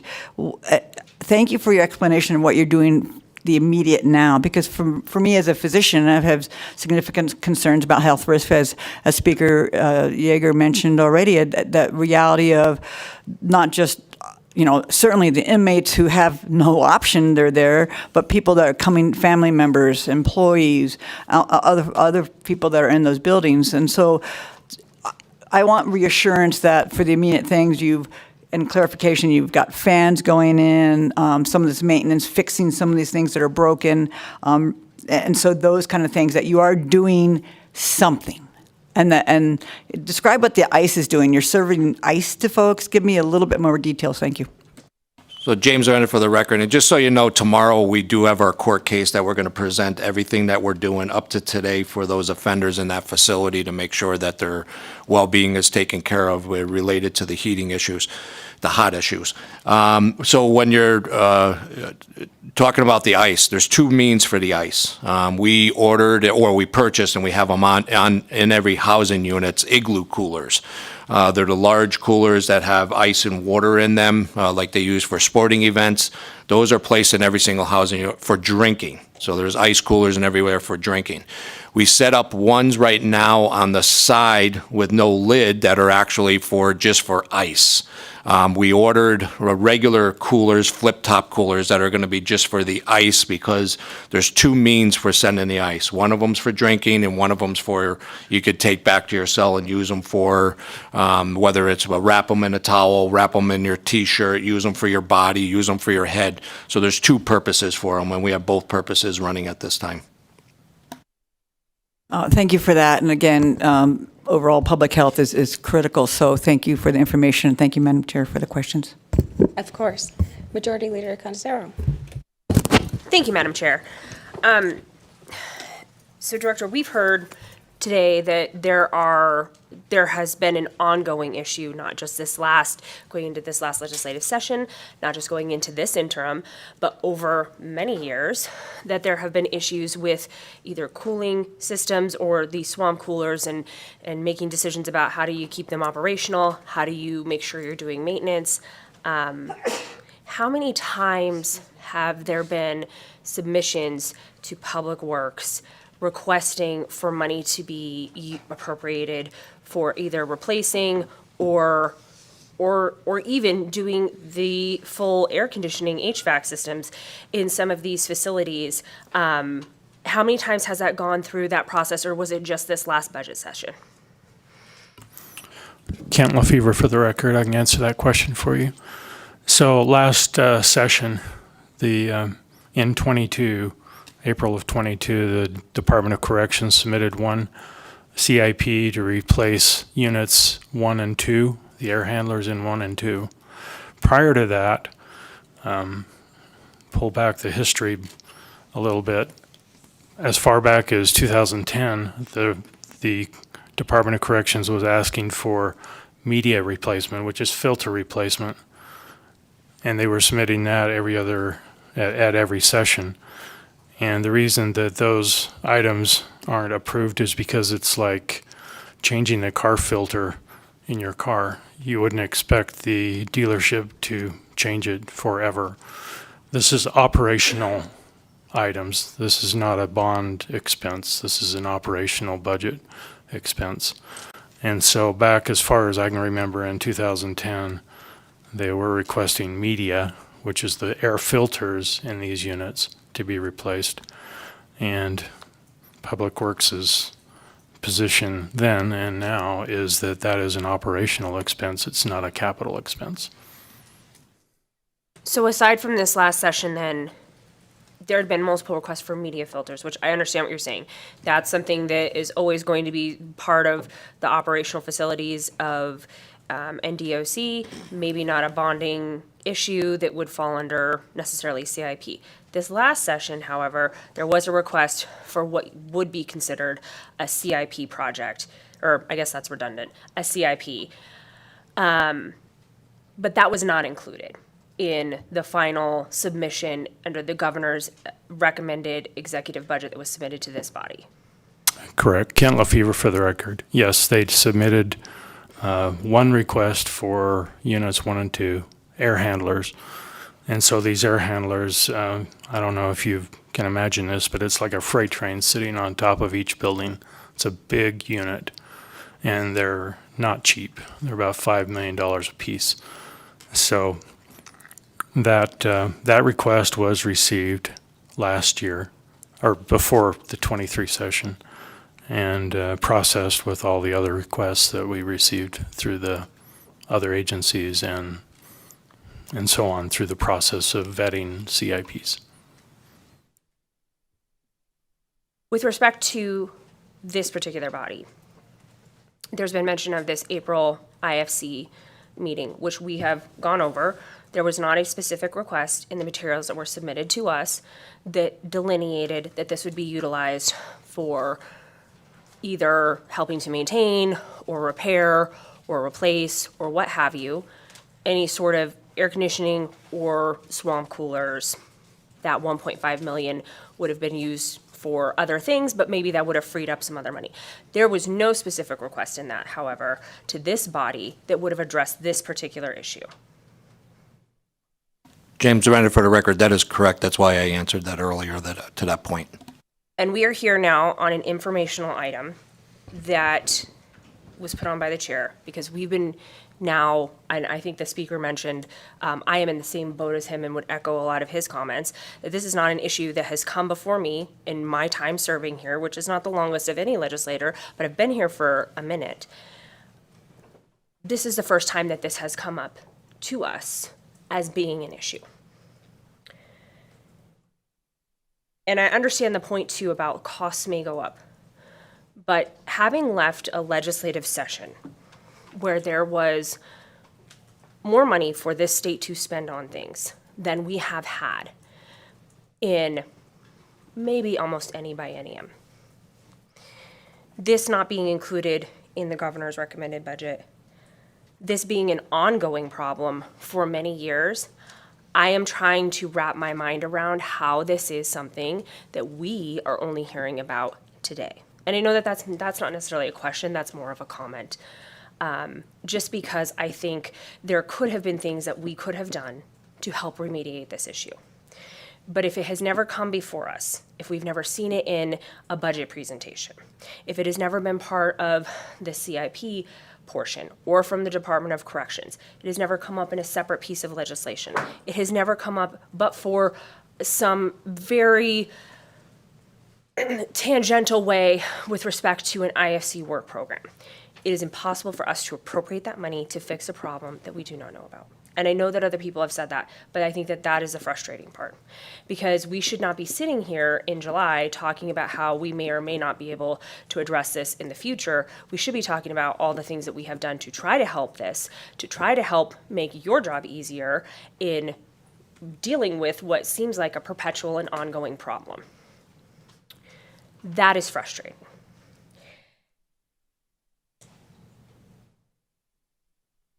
Without any of that, and I think more specifically to the chair's point, potentially ARPA dollars could have been used. But we have looked for ways in which to use this extraordinary amount of money that we did receive under ARPA in different ways. Sometimes we've been told, no, you can't do that with the money. Sometimes we have been told, actually, yes, you can do that with the money. And we have sought very, very much so to find ways in which to utilize those funds in an appropriate way for this state so that we can help to remediate issues that have existed from COVID, to help remediate other issues that have perpetuated in this state, so we are not sending money back to the federal government.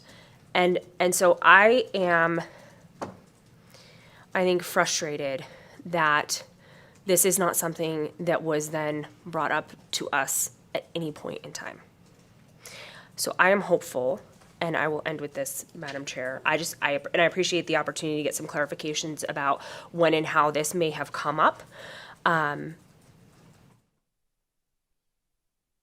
certainly am hopeful that this is not the end of this conversation, because this is not a situation that we should be dealing with in this manner. This is something that we should have dealt with at some point along the way. And I understand replacing or implementing and building an AC unit at one facility for $168 million, hoping that that is kind of what that is and that those costs don't go up over time. But that's the discussion that we should have, right? To be able to address that, or to say, look, that's not the best plan of action. Let's put this plan of action in, and let's make sure we have working swarm coolers and so on and so forth, and allow you to work on some of these other things that we know are issues that you are dealing with throughout NDOC. So I am hopeful that we are going to be able to actually get this conversation going and find a solution, because we should not be in this position. But it's frustrating to be sitting in this seat and not have been aware of this prior to this conversation today. Thank you, Madam Chair. Thank you. I'm not seeing any other questions from the committee, but I want to thank you all for being here today. This informational item was put on by me, and Director Zorenda, you know what my career was before serving in the legislature. So the care, custody of our inmates are near and dear to my heart, but also for those working within those facilities and our contractors. Vice Chair Dondero Loop and I, although serving as a legislator, people say it's a part-time job. It's not if you're on a finance committee. Unfortunately, we have full-time jobs, a number of us, and this is our full-time job as well. Senator Dondero Loop and I, our doors are open, not just during the session, but in the interim. We meet regularly with our fiscal team, sometimes 2 and 3 times a week, to discuss issues that are going on in the state. I would like to make that offer to you to have that direct communication with us. We can set up a regular meeting so we not only know about this issue, but others that are going on in our prison system, so that when we come back here next legislative session, we're in a better position. $168 million is a lot of money. And right now, during this interim, I don't have that money. I just don't. That is something that would have to wait to our next legislative session and for the full body of the legislature to take under consideration. We all know the importance of it. We've heard it today. I wanted to make sure that the public knew that we understand the gravity. This is not a political issue. This is a human rights issue, right? Both for the inmates in our custody and for our staff working there. So we are here as the chair and vice chair of this committee to work on solutions to get us to that next session. And then when those CIP projects come along for public works, we are here for you too. This is not a political thing. This is the right thing that we need to do as a state. So thank you for being here. Thank you for putting on the record what we are doing to address the current situation we're in. And then let's work together on what that solution is, on how to fix this for the long term. That's what I ask of you. Thank you. Seeing no other questions, I thank you so much.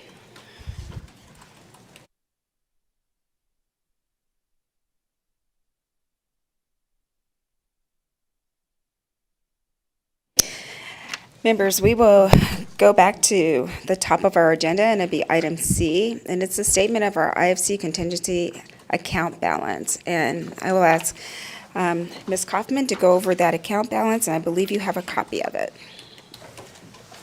Thank you, Madam Chair. Yes, there is a copy of the statement of the contingency account in your one and only packet on page 5.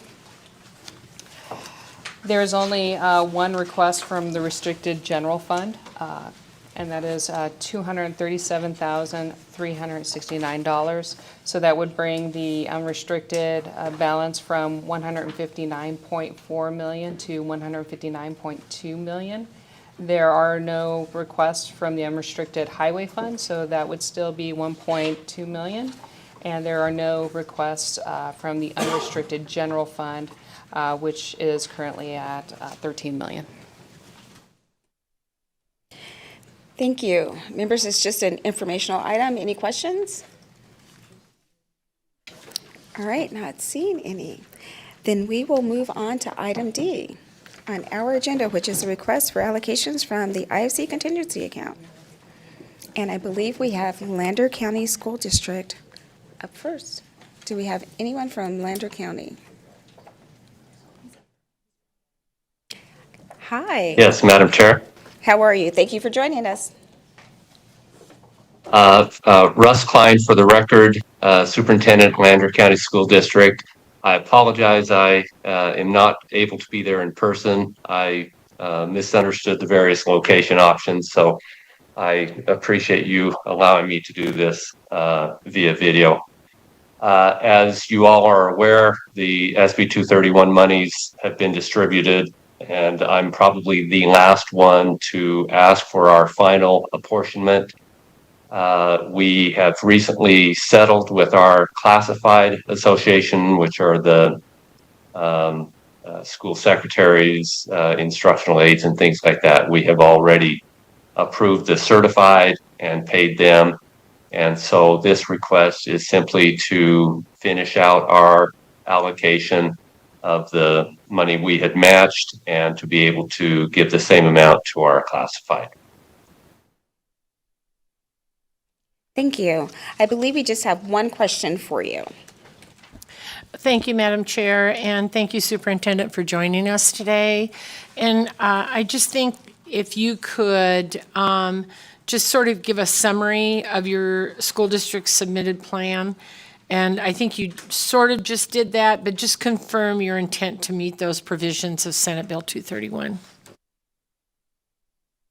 Yes, Senator, thank you for that question. Again, Russ Klein for the record. What we did in Lander is we calculated the amount that our certified staff make and the amount that the classified make. And on average, the certified staff make double. So teachers make twice as much as instructional aides, if you will. So because we wanted to get the front end, the entry level people up higher, we distributed our money in a flat amount. So we gave every teacher a $5,700 increase and every classified member a $2,850 increase. So what that does is that brings our instructional aides, their starting salary next year wage is $19.50 an hour. So we're almost at the $20 an hour mark. Our teachers next year are starting at $53.5. Will be the second highest in the state because of that. So both of our associations have been willing to acknowledge that if you do a straight percentage, it's the veterans who get the highest portion of those dollars at the expense of those the newest employees.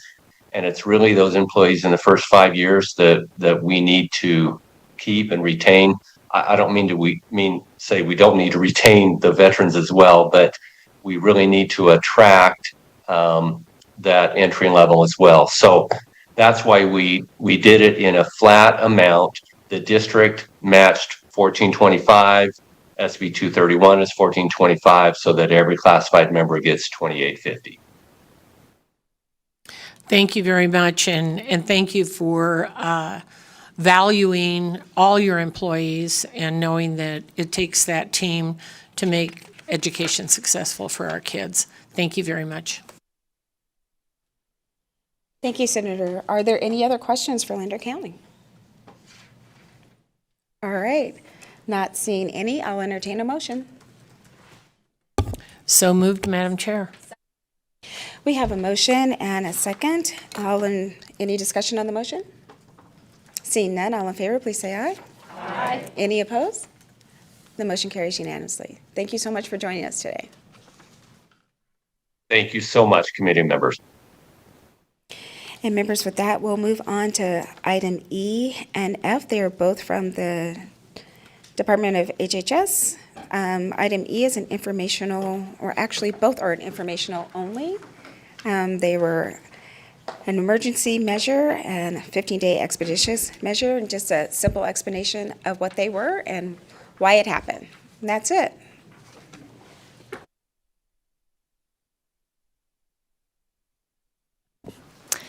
Good morning, Madam Chair. Good morning.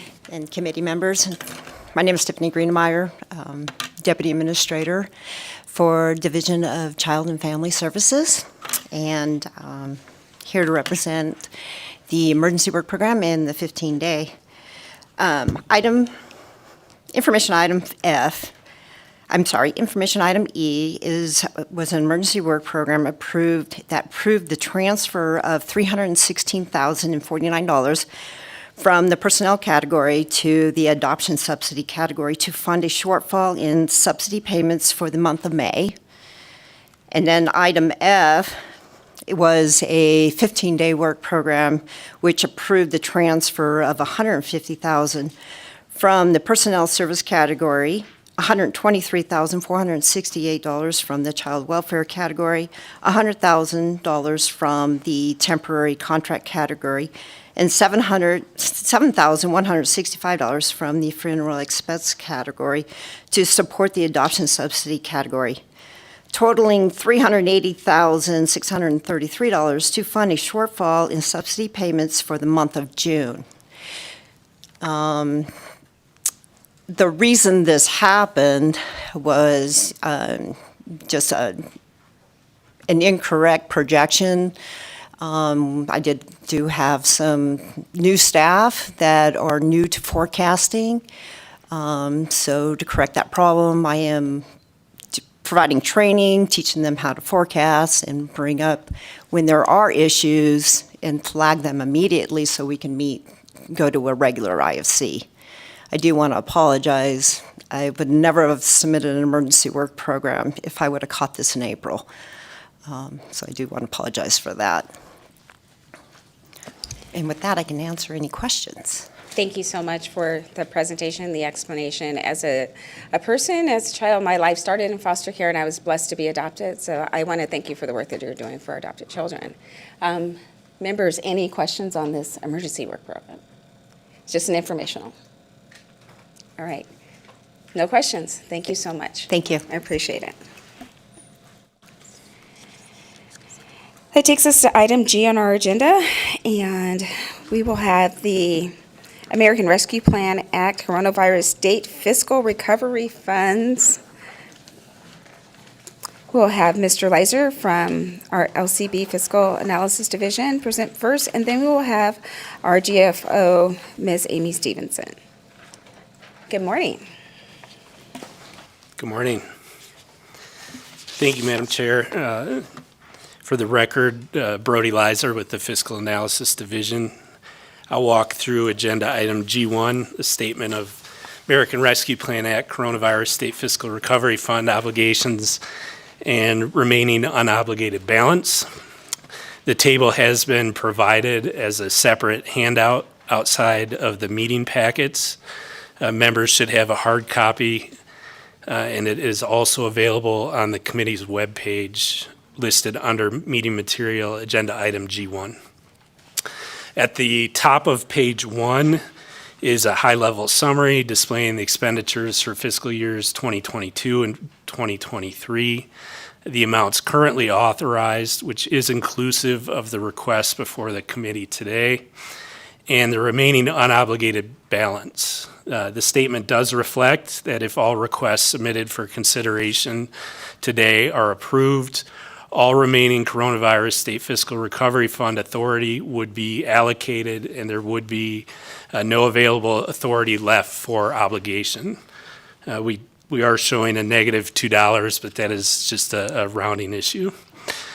As with prior practice, any revisions or updates to existing rows on the table following the June IFC meeting are identified in red text. Those updates mainly encompass reconciliation items in consultation and collaboration with the Governor's Finance Office, as well as accounting for some savings and de-obligations that were approved at the June meeting of the IFC. Table generally lists program descriptions and amounts in chronological order based on the budgetary approval date. And the items submitted for consideration by the committee today begin on page 25 of the table document. There were 38 work programs submitted under Agenda Item H that would facilitate the following. There's 8 work programs to facilitate a reconciliation or alignment of budget authority with funding awards and do not increase or decrease overall authority for the related projects. There was 2 work programs to shift funding from fiscal year 2025 to fiscal year 2024 to address a projected shortfall. 23 work programs were submitted to align budget authority and facilitate a total de-obligation of approximately $4.1 million. And there are 5 work programs requesting new allocations or supplemental funding to prior allocations for approximately $7.4 million.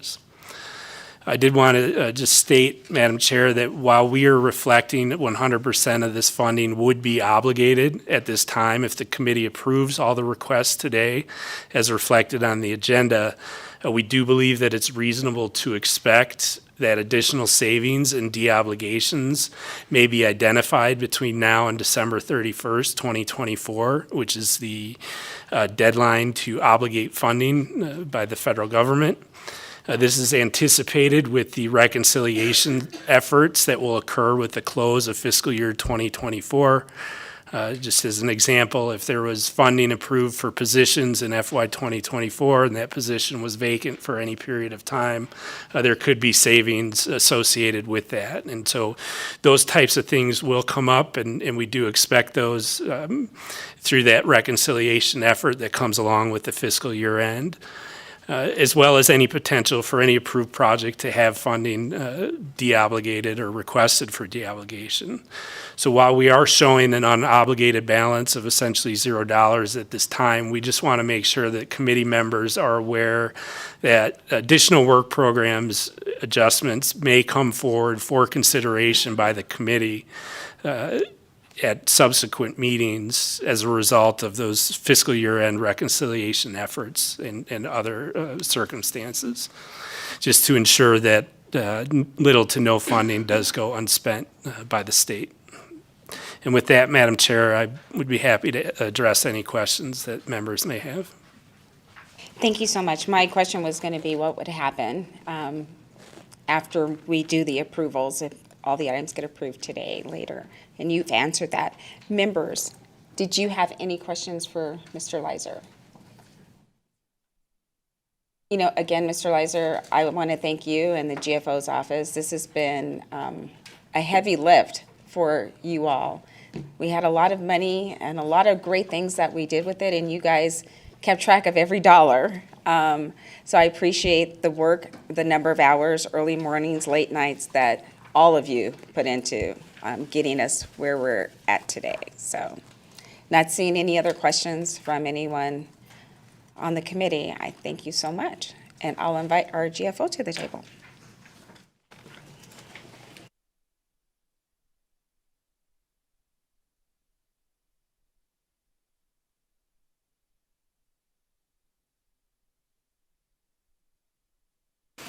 Good morning, Madam Chair, members of the committee. For the record, my name is Amy Stevenson, and I have the pleasure of serving as the Director for the Governor's Finance Office.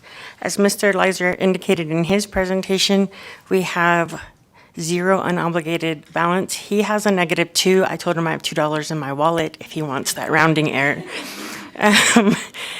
At this time, we have, as of June 1st, we have expended $394,287,029. I know in my report it says April, but that is a typo, so that is expenditures as of June 1st. There have been no additional guidance since the March guidance, and I stand ready for any questions if you have any. Members, any questions? Not seeing any. And also to you and your staff, thank you so much. I know this wasn't easy to keep track of all the dollars and all the projects because there were a number of them. But thank you for the work that you've been doing on this. Thank you, Madam Chair. I kind of hope we never have this much money to work with again. I'm just saying. Because that would mean we went through another pandemic and we don't want to do that. So, well, thank you so much. All right. That takes us to the next item on our agenda, and that is item H. And members, you heard the items we pulled from list H. So the first we have up is H7 and 8 that we'll hear together. Division of Public and Behavioral Health.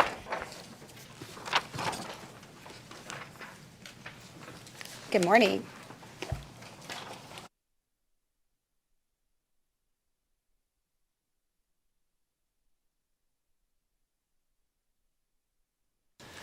Good morning, Madam Chair, committee members. My name is Kyle Devine, and I serve as a Deputy Administrator with the Division of Public and Behavioral Health.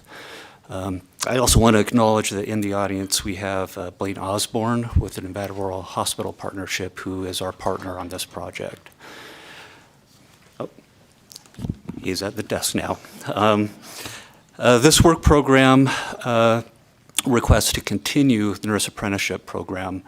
We believe this has been a fairly successful program. We have served almost 900 nursing students since its inception, March of 2022. And of those, we have directly placed or hired, had hired 290 nurses in the various facilities across the state. Of those are 50 facilities that are able to access this program, yet only 35 have requested to participate in the program. So with that being said, we do believe this is a successful program, and I think the merits warrant it moving forward. So if you have any questions? Thank you so much. I know we do have a few questions, and I'm going to go to Assemblywoman Heidegger.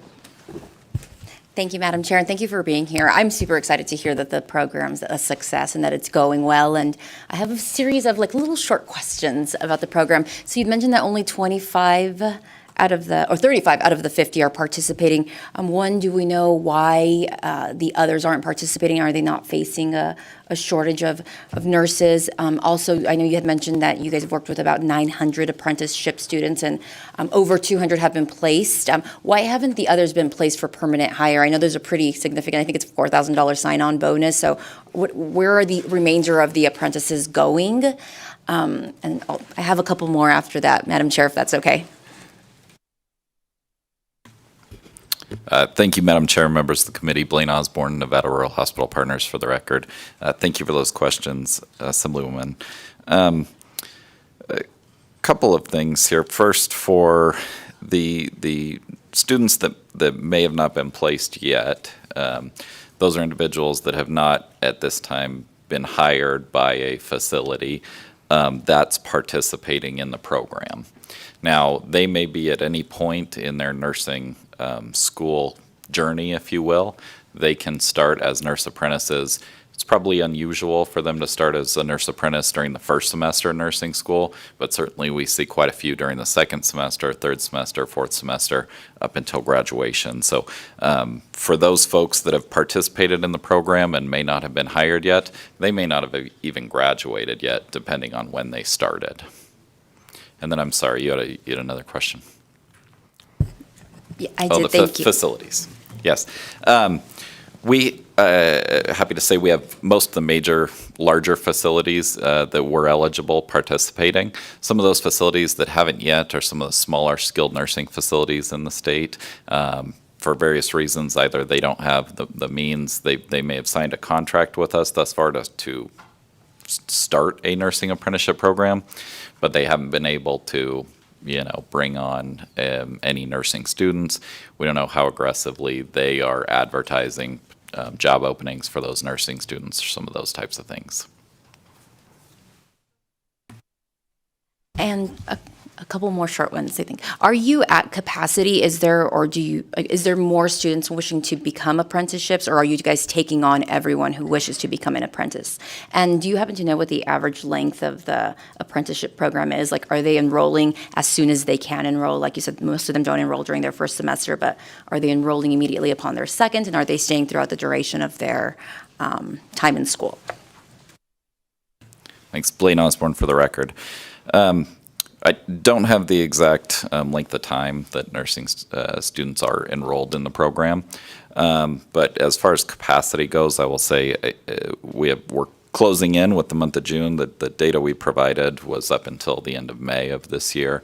Now, just yesterday, we closed the month of June out, and so we have some additional data, but we're closing in on close to 1,000 students that have participated in the program, which I believe, and don't quote me on it, but I believe with the nursing programs in the state, and some of it varies with the online programs, but I want to say we have about 3,000 nursing students total in the state. I think that's fairly close. So we feel pretty good about those numbers, but no, we're certainly not at capacity for what the program could handle. Our staff's certainly able to process more requests.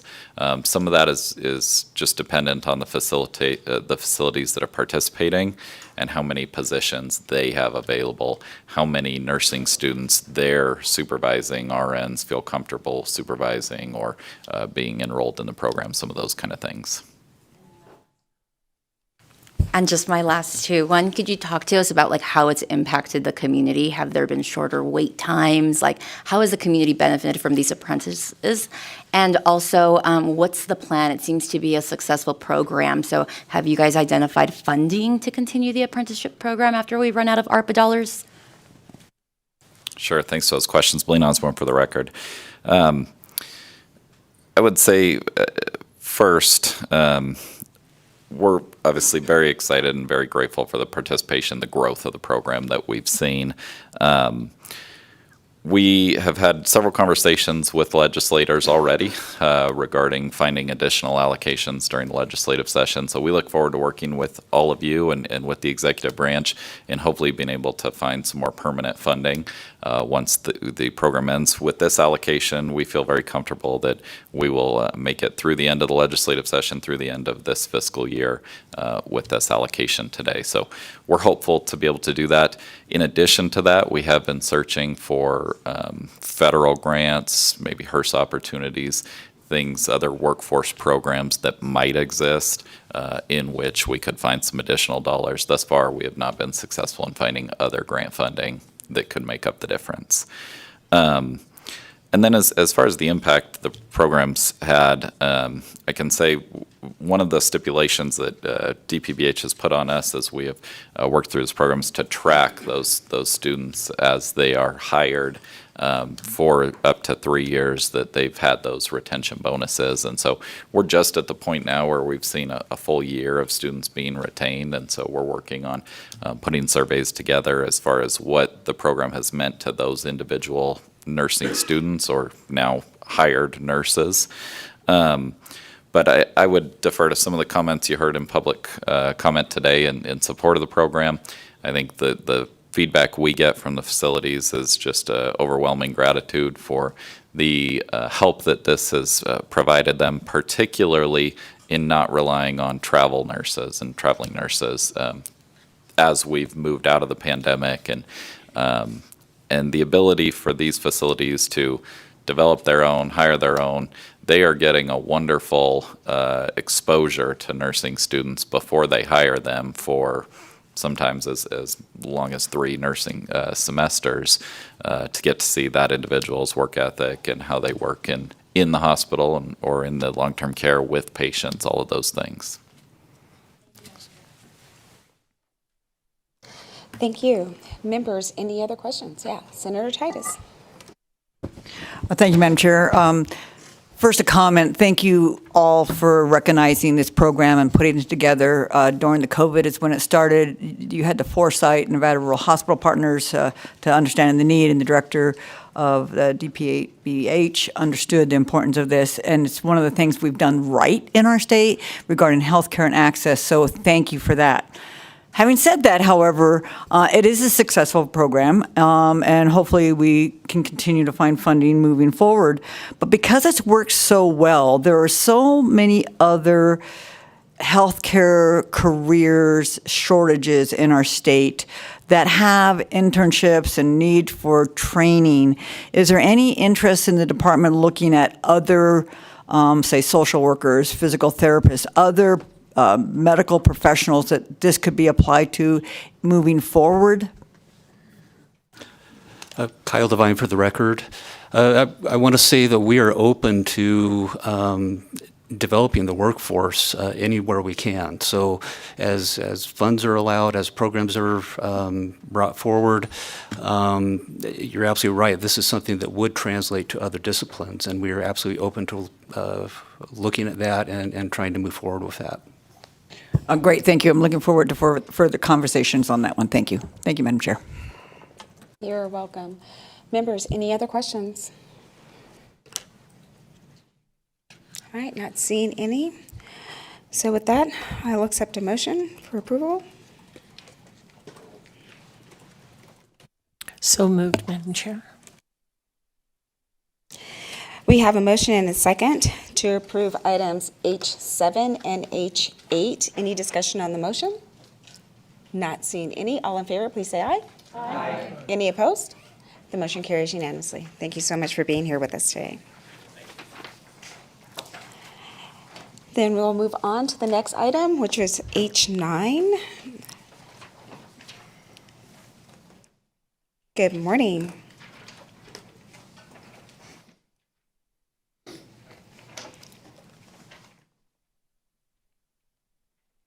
Good morning, Madam Chair.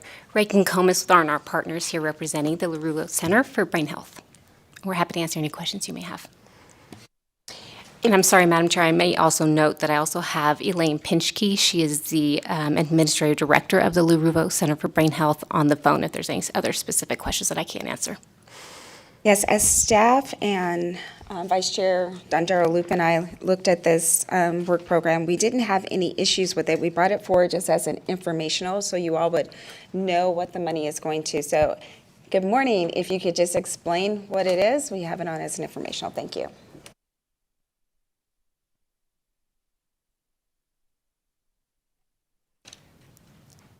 Elaine, can you hear us? Reagan, will you? Yes, I can. I'm sorry. I wasn't certain if you wanted me to walk through that, Reagan, or if you would. Yeah, Elaine, if you want to go ahead and walk through the software as well as the equipment that we'll be purchasing. Sure. No, thank you. I'd be happy to. Thank you for having me. For the record, my name is Elaine Pinchke, Administrative Director at LaRue Center for Brain Health, Cleveland Clinic, Nevada.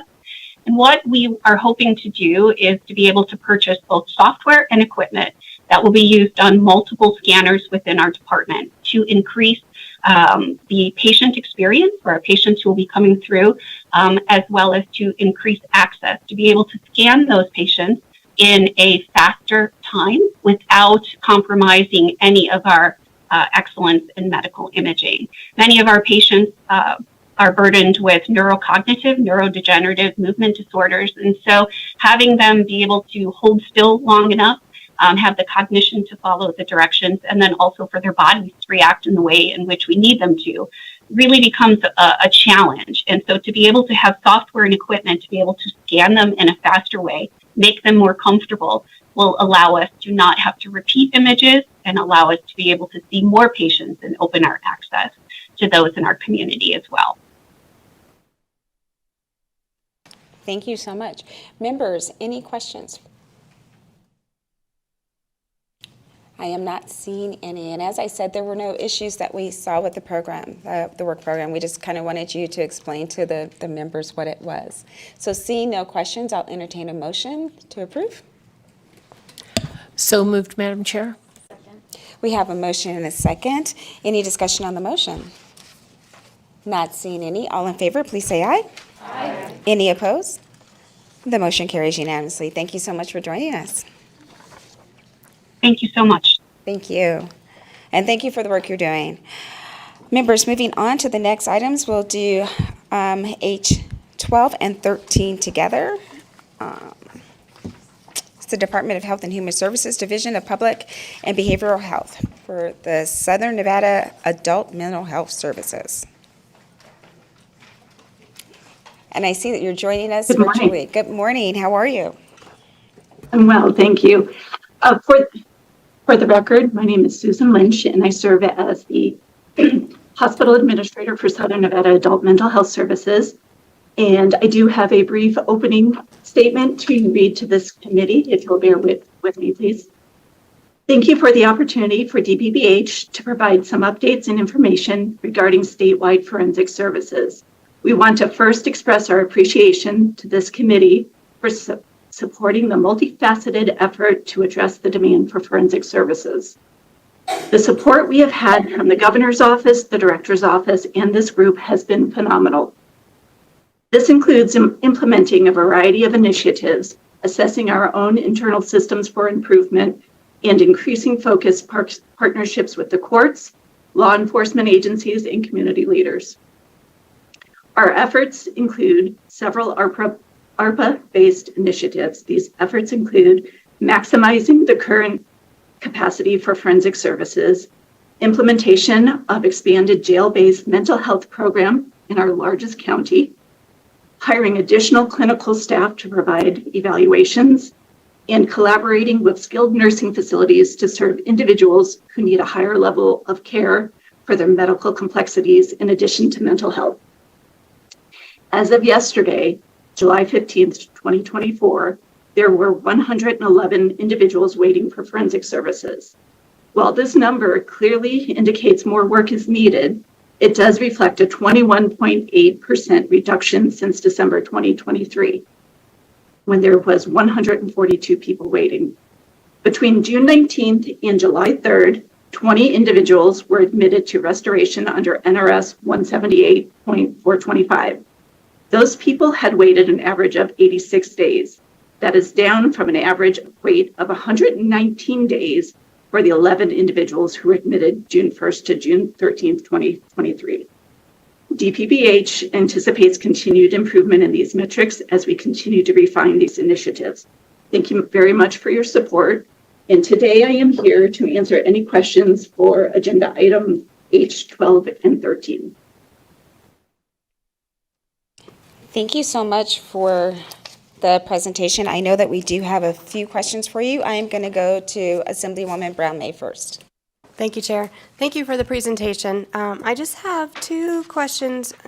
First, we see that the cost of the project has increased. Can you talk a little bit about how the renovations, what's the reason behind the increase of the additional $1.3 million? Yes, thank you for the question. Again, Susan Lynch for the record. I'm hoping that Public Works is still present in the north with you all. And if they are available, if they could perhaps come up and explain from the Public Works perspective.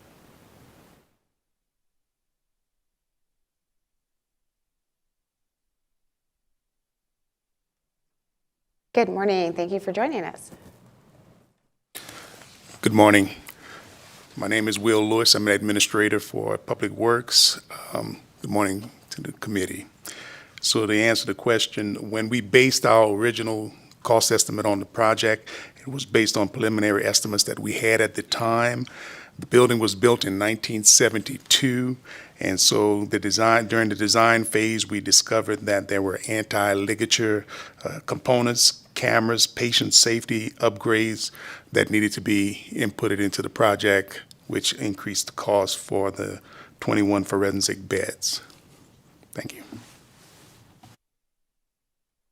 Thank you for that. So just to be really clear, it's not an inflationary cost, it's not cost of materials, it was an additional scope that was added, is I think what I heard you say, based on an additional review. Administrator Lewis, for the record, that is correct. Thank you, sir, for that clarification. Can you talk through where are we with regard to a contractor for this project? Again, Administrator Will Lewis, for the record, we have secured a contract for the project. It's Burke Construction, and we are in the process right now of developing a budget for the contract moving forward, for the construction contract. But we have a preliminary pre-bid, pre-designed contract right now with Burke because it's a CMAR project. Thank you for that. So did we go out to competitive bid, right? We received multiple bids, and then we have pre-construction contract with Burke as our final selection as we go into this last budget round. Is that correct? Brian Walker, Deputy Administrator with Public Works, for the record. This project was an emergency project. We followed the statutory guidelines to declare it an emergency, so we selected Burke Construction as a construction manager at risk CMR project directly. Part of their pre-construction services for us, they did do competitive bidding to select subcontractors to do the actual work. And then that's the contract we're finalizing now for construction. So yes, it was competitively bid. Thanks. So I just want to really be clear, right? This is Davis-Bacon, right, would apply here because it's a public works project. That's the type of contract we're bidding as we go out to construction for this facility. Yep. Thanks. Yeah, Brian Walker again for the record. So this is a prevailing wage project because of the size of the project. Assemblywoman Backus. Thank you, Madam Chair. And my question may be more appropriate for Ms. Lynch. As I understand, is once the additional facility is open and there are going to be the 21 additional forensic beds, as I understand it, there's going to be a need for 83 new full-time equivalents to operate the new facility. Right now, it looks like it's going to hit the next biennium. And with that, has the department started planning for how it's going to end up paying for those additional full-time equivalents? Yes, thank you for the question. Susan Lynch for the record. Yes, we will be requesting general funds to operate the facility effective state fiscal year 26. Madam Chair, I have a couple more questions, if that's okay. Ms. Lynch, and then with respect to that, I assume there's going to be other operational costs associated with the new building and the ongoing operations. Do you have any estimated budgets for what is going to be anticipated in that full general funds request?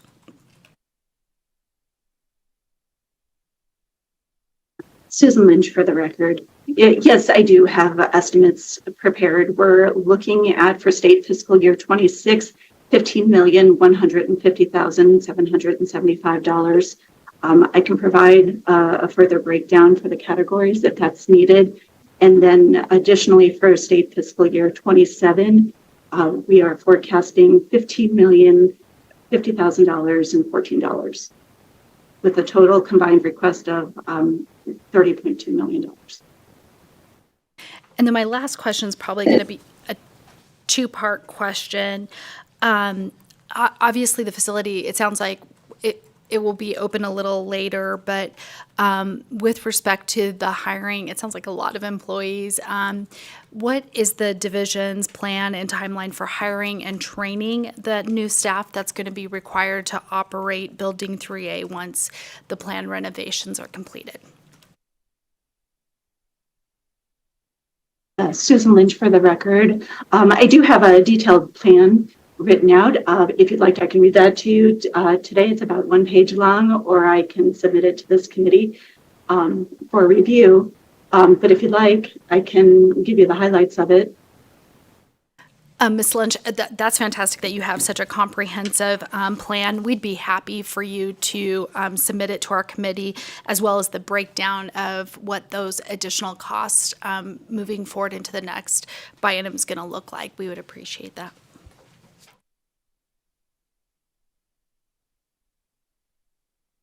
Thank you. Just so I understand, would you like me to present any highlights of that plan now, or just submit to the committee?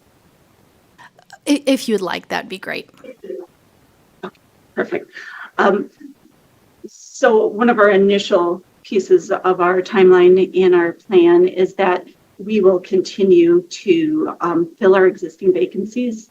So the legislatively approved COLAs, 2 grade increases for forensic positions, retention bonuses, and other CBA incentives have contributed to the Southern Nevada Adult Mental Health Services success in filling some of our vacancies. And I'm proud to report that we are currently at a 10% vacancy rate, which is down from over 20% in previous years. So one of our current and ongoing pieces of our plan and timeline to prepare for this new unit is to continue to fill those vacancies. Our hiring, our recruitment, hiring, retention is ongoing.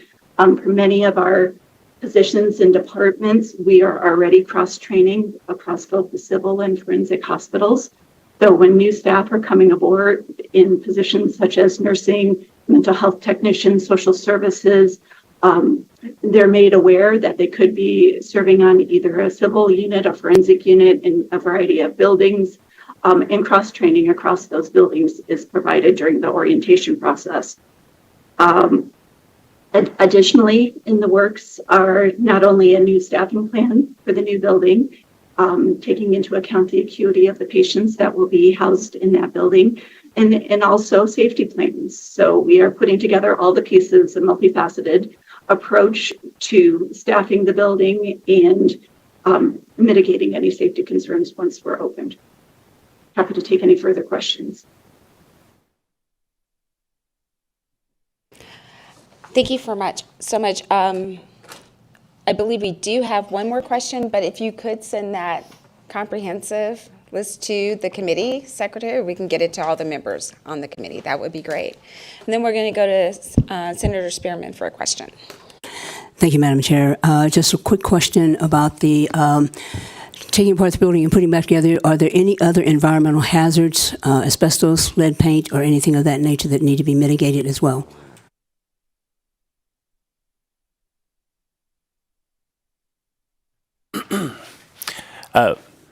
Brian Walker, for the record, thank you for that question. So I'm not aware of sitting right here of any other environmental issues in that building that we're taking care of, but I can say that that is something that our teams do take a look of as a part of any project that we do. So that is something that we would endeavor to take care of with this project. Follow up. And so I asked that question because if there's anything that we didn't anticipate, then that would mean possibly additional cost in terms of mitigation. And you said the building was built in the 70s, and so we know today that there were there's a lot of materials that were used that we know right now are not or that are harmful to humans. So I'm just asking that so you can take that into consideration, because that could bump the cost up to 5, maybe 10% above what you've already anticipated. Administrator Lewis, for the record. So good question, good statement. We have a 15% contingency in the project to mitigate for those type of situations. Thank you. Perfect. Members, any other questions? Not seeing any, then I will entertain a motion to approve. Thank you, Madam Chair. So moved. We have a motion and a second. Any discussion on the motion? Not seeing any. All in favor, please say aye. Aye. Any opposed? And that motion carries unanimously. Thank you so much for being here with us. That finishes up List H on our agenda for today. We did not pull anything from I, so we'll move on to J, which is an informational only from the Department of Business and Industry.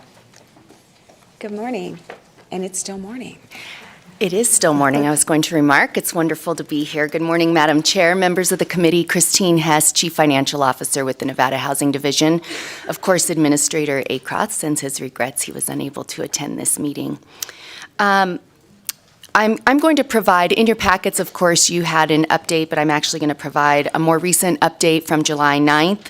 The Housing Division is thrilled to report that we have spent over 20%, so 21% of the Home Means Nevada Initiative funds have been spent, so that's $104,872,000. Additionally, 6 projects have fully expended their HM&I funds, their Home Means Nevada funds. Now, that does not mean they're all completed because they have other funds in those projects and they are still under construction, but everywhere you go in the north and south, you'll see the Home Means Nevada projects under construction. Additionally, I wanted to note that of the projects, as you know, many of them have utilized these funds as gap financing, and our projects that needed tax-exempt bonds all received their final approvals in June. We are currently anticipating all projects to financially close this fall, and none of them show us any concerns with the full expenditure by December 31st, 2026. So I'll keep it brief and happy to answer. Oh, I did want to note there is an anticipated first ribbon cutting coming up. It'll be here in the north sometime in August. It's a Reno Housing Authority project. They didn't have a date finalized by this morning, but I'll be sure to get that date and invite to the committee. So with that, I'll stand for any questions. Thank you so much for the presentation, and yes, we look forward to that ribbon cutting ceremony. Members, any questions? All right, not seeing any. Thank you so much for being here with us today. Yeah, thank you. And the next item on our agenda is item K.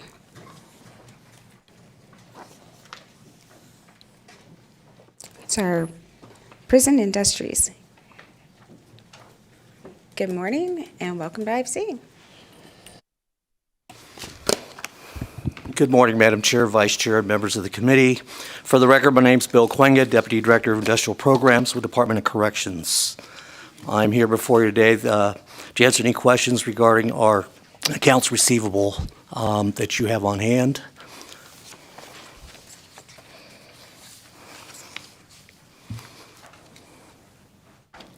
There aren't any specific questions. I kind of miss having this interim committee for inmate programs so we can see the work that's going on. So it's just kind of wanting an update since we don't have that specific thing, and I don't get to sit on it anymore.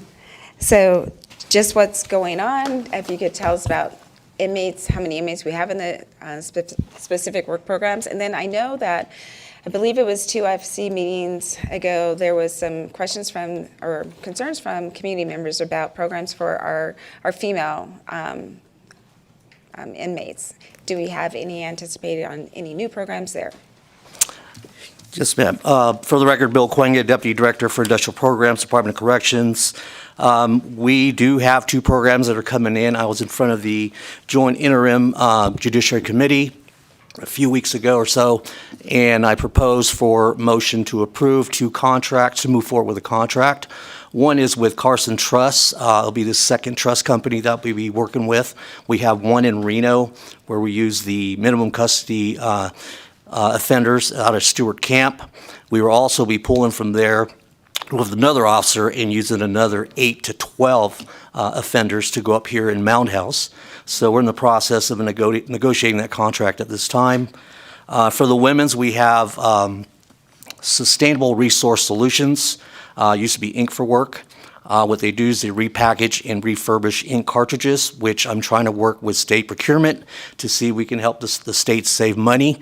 And what would happen is you'll link it to the state procurement or DOC or Silver State Industries' website. Agencies can order. We would produce it out of the women's facility, looking to employ approximately 8 to 12 female offenders down there to get them started. And they'll get certifications in warehousing, A+, computer certifications that the company wants to offer. We had this company before, and then COVID came in, so it kind of shut the process down. So I have those two coming across right now. We're doing under 209461, doing the impact analysis to ensure that we do not displace any private entities or companies or residents of Nevada out of work, because our mission is not to displace the private and public sector, but to work with them. We also have approximately 497 offenders working statewide at this time. Perfect.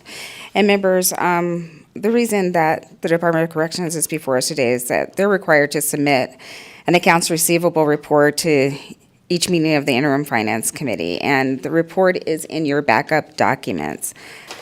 And are you concerned about any of the accounts receivable that look like there's some that are at 121 days or more? Are you concerned that some of those we just may not get the money?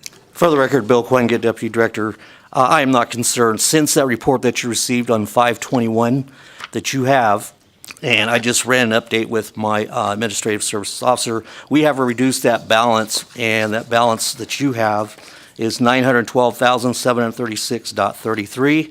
We have reduced that down by $341,453.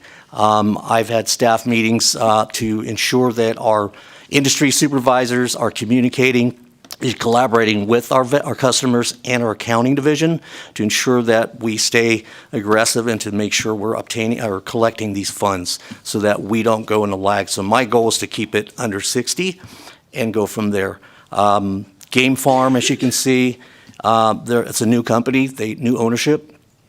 They supply all the card sorting and cards for Dollar General, not the 99-cent anymore, but all these other stores. Their contract now, they're not getting paid for like 90 days. They changed it to net 90 as opposed to net 30. So we're staying in close communication weekly and ensuring that they're pushing the checks to us to reduce that balance. But for all the other accounts, I have no concerns. We have regular meetings with my accounting staff and the supervisors to ensure that we're communicating with our customers, our accounting division, and that I'm briefed on it when I need to step in. Perfect, thank you. Members, any questions? All right, this is just an informational item, so I thank you so much for the update. Thank you, Madam Chair. Appreciate it. Members. And that takes us to item L. Again, another informational item. It's the Indigent Defense Service.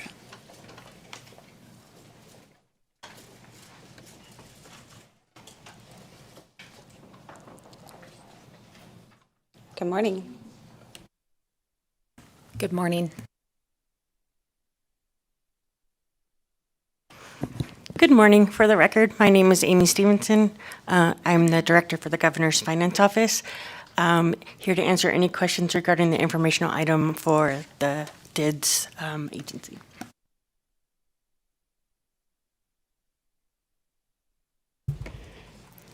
At our last IFC, I believe it was the last IFC, we had a lot of public comment about this. So I know we have a few questions, and I'm going to go to Senator Nguyen. Hi, thank you. Thanks for coming and providing an update. It sounds like I know that in communication that I've had with some of your vendors that it sounds like they have been all paid, which is very good. I know that hearing from a lot of those small business owners, it was really a struggle. So I appreciate that we were able to do that. I'm just wondering kind of what kind of issues contributed to those funding requests not being processed in a timely manner. Thank you. Through you, Madam Chair, to Senator Nguyen, Amy Stevenson, Governor's Finance Office Director. There was a communications breakdown between the Agency Administrative Services Division and my office. We have developed processes to ensure to address these concerns and to ensure it doesn't happen ever again. I appreciate that. Have the contracted, like, small businesses and attorneys that were providing the services, obviously, that were constitutionally required, that were not being paid for those services, have they been notified as to what these processes that are in place internally that would avoid?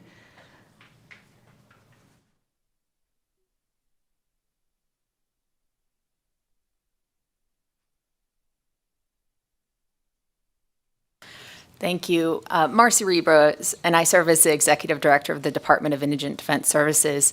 You know, strong, sustainable indigent defense services systems are of utmost importance to our department, and we are so happy that the legislature is looking at this issue as well. We have the attorneys that had these billing issues are not actually contracted with the state. They are appointed on an hourly rate by the judiciary. So our department doesn't necessarily know who the judiciary is appointing until those bills are received by our department for payment. So we are in open communication with these individuals, and we do know those individuals that commonly take these cases. So we have let them know that we do have this new process of bills being paid within 30 days. I guess that's what I was kind of getting at. Fortunately, there were several people that knew that members of the legislature had previously done this type of work and were familiar with this. But is there, I guess I'm asking, is there a mechanism for that, or is there someone for them to reach out to that can answer those questions? Knock on wood, that this ever becomes a problem in the future, because it was months and months and months before they realized that, that there was a problem, I guess. Thank you. And those attorneys are always free to reach out to our Department of Indigent Defense Services, and we do strive to answer their questions. Like we said, these attorneys are actually appointed by the judiciary, and their bills are either processed by the judiciary or they can be processed by the council administrator in Clark County or in Washoe County or our department. We do strive to support these small businesses, and historically, these attorneys were only allowed to bill at the conclusion of their case. That meant that these attorneys had years of work that they are waiting to be paid on. With the creation of the department, we are encouraging interim billing. We want to allow these attorneys to bill quarterly so that we can help support these small businesses and encourage them to take these case types. So that is something that we are working on, is billing often so that these bills can be paid and allow these small businesses to be more sustainable. Thank you, and thank you, Chair. Thank you. Members, any other questions? All right, thank you for coming in today and giving us an update on the process and where we are, because there was a lot of comments at our last meeting about it. So that brings us close to the end of our agenda. We're up to item N, which is our second public comment. And if there's anyone here in the room that would like to make public comment, I invite you to come to the table. And if you are listening and following the meeting online and you'd like to call in to make public comment, our number is 888-475-4499. Our meeting ID is 876-5427-2462. And then please press pound. We'll start here at the table in Carson City. Thank you, Madam Chair. Madam Chair and members of the committee, my name is Marko Markovic, and I serve as the Chief Financial Officer for the Department of Corrections. I would like to take a moment and thank you for your time and support today. The Department of Corrections is committed to working with you to address funding concerns moving forward. I wanted to take a brief moment and let you know also that the Department is bringing forward the work program to the August IFC that will offset June food invoices as well as some of the HVAC issues. Thank you for your time today. Thank you. Is there anyone else here in the room for public comment? Not seeing any. BPS, do we have anyone join us on the phone line that would like to make public comment? To provide public comment, please press star 9 now to take your place in the queue.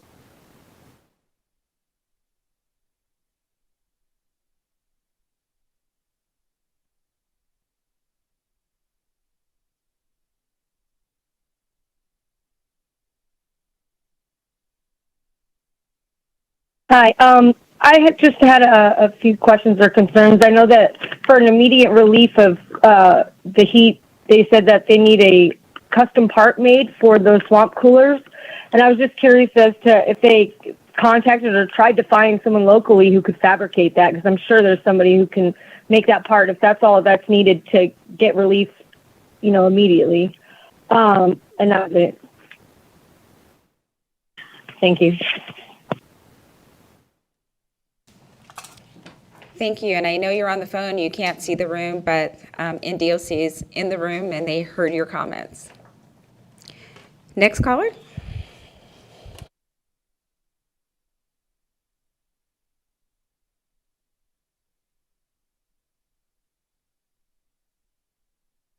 Thank you. Hello? Sorry. I'm not sure why it came back to unmute me. Am I unmuted?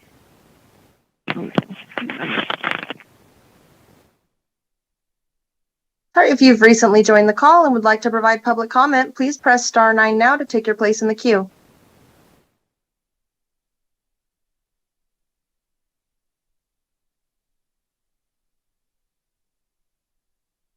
Chair, the public line is open and working, but there are no more callers to provide public comment.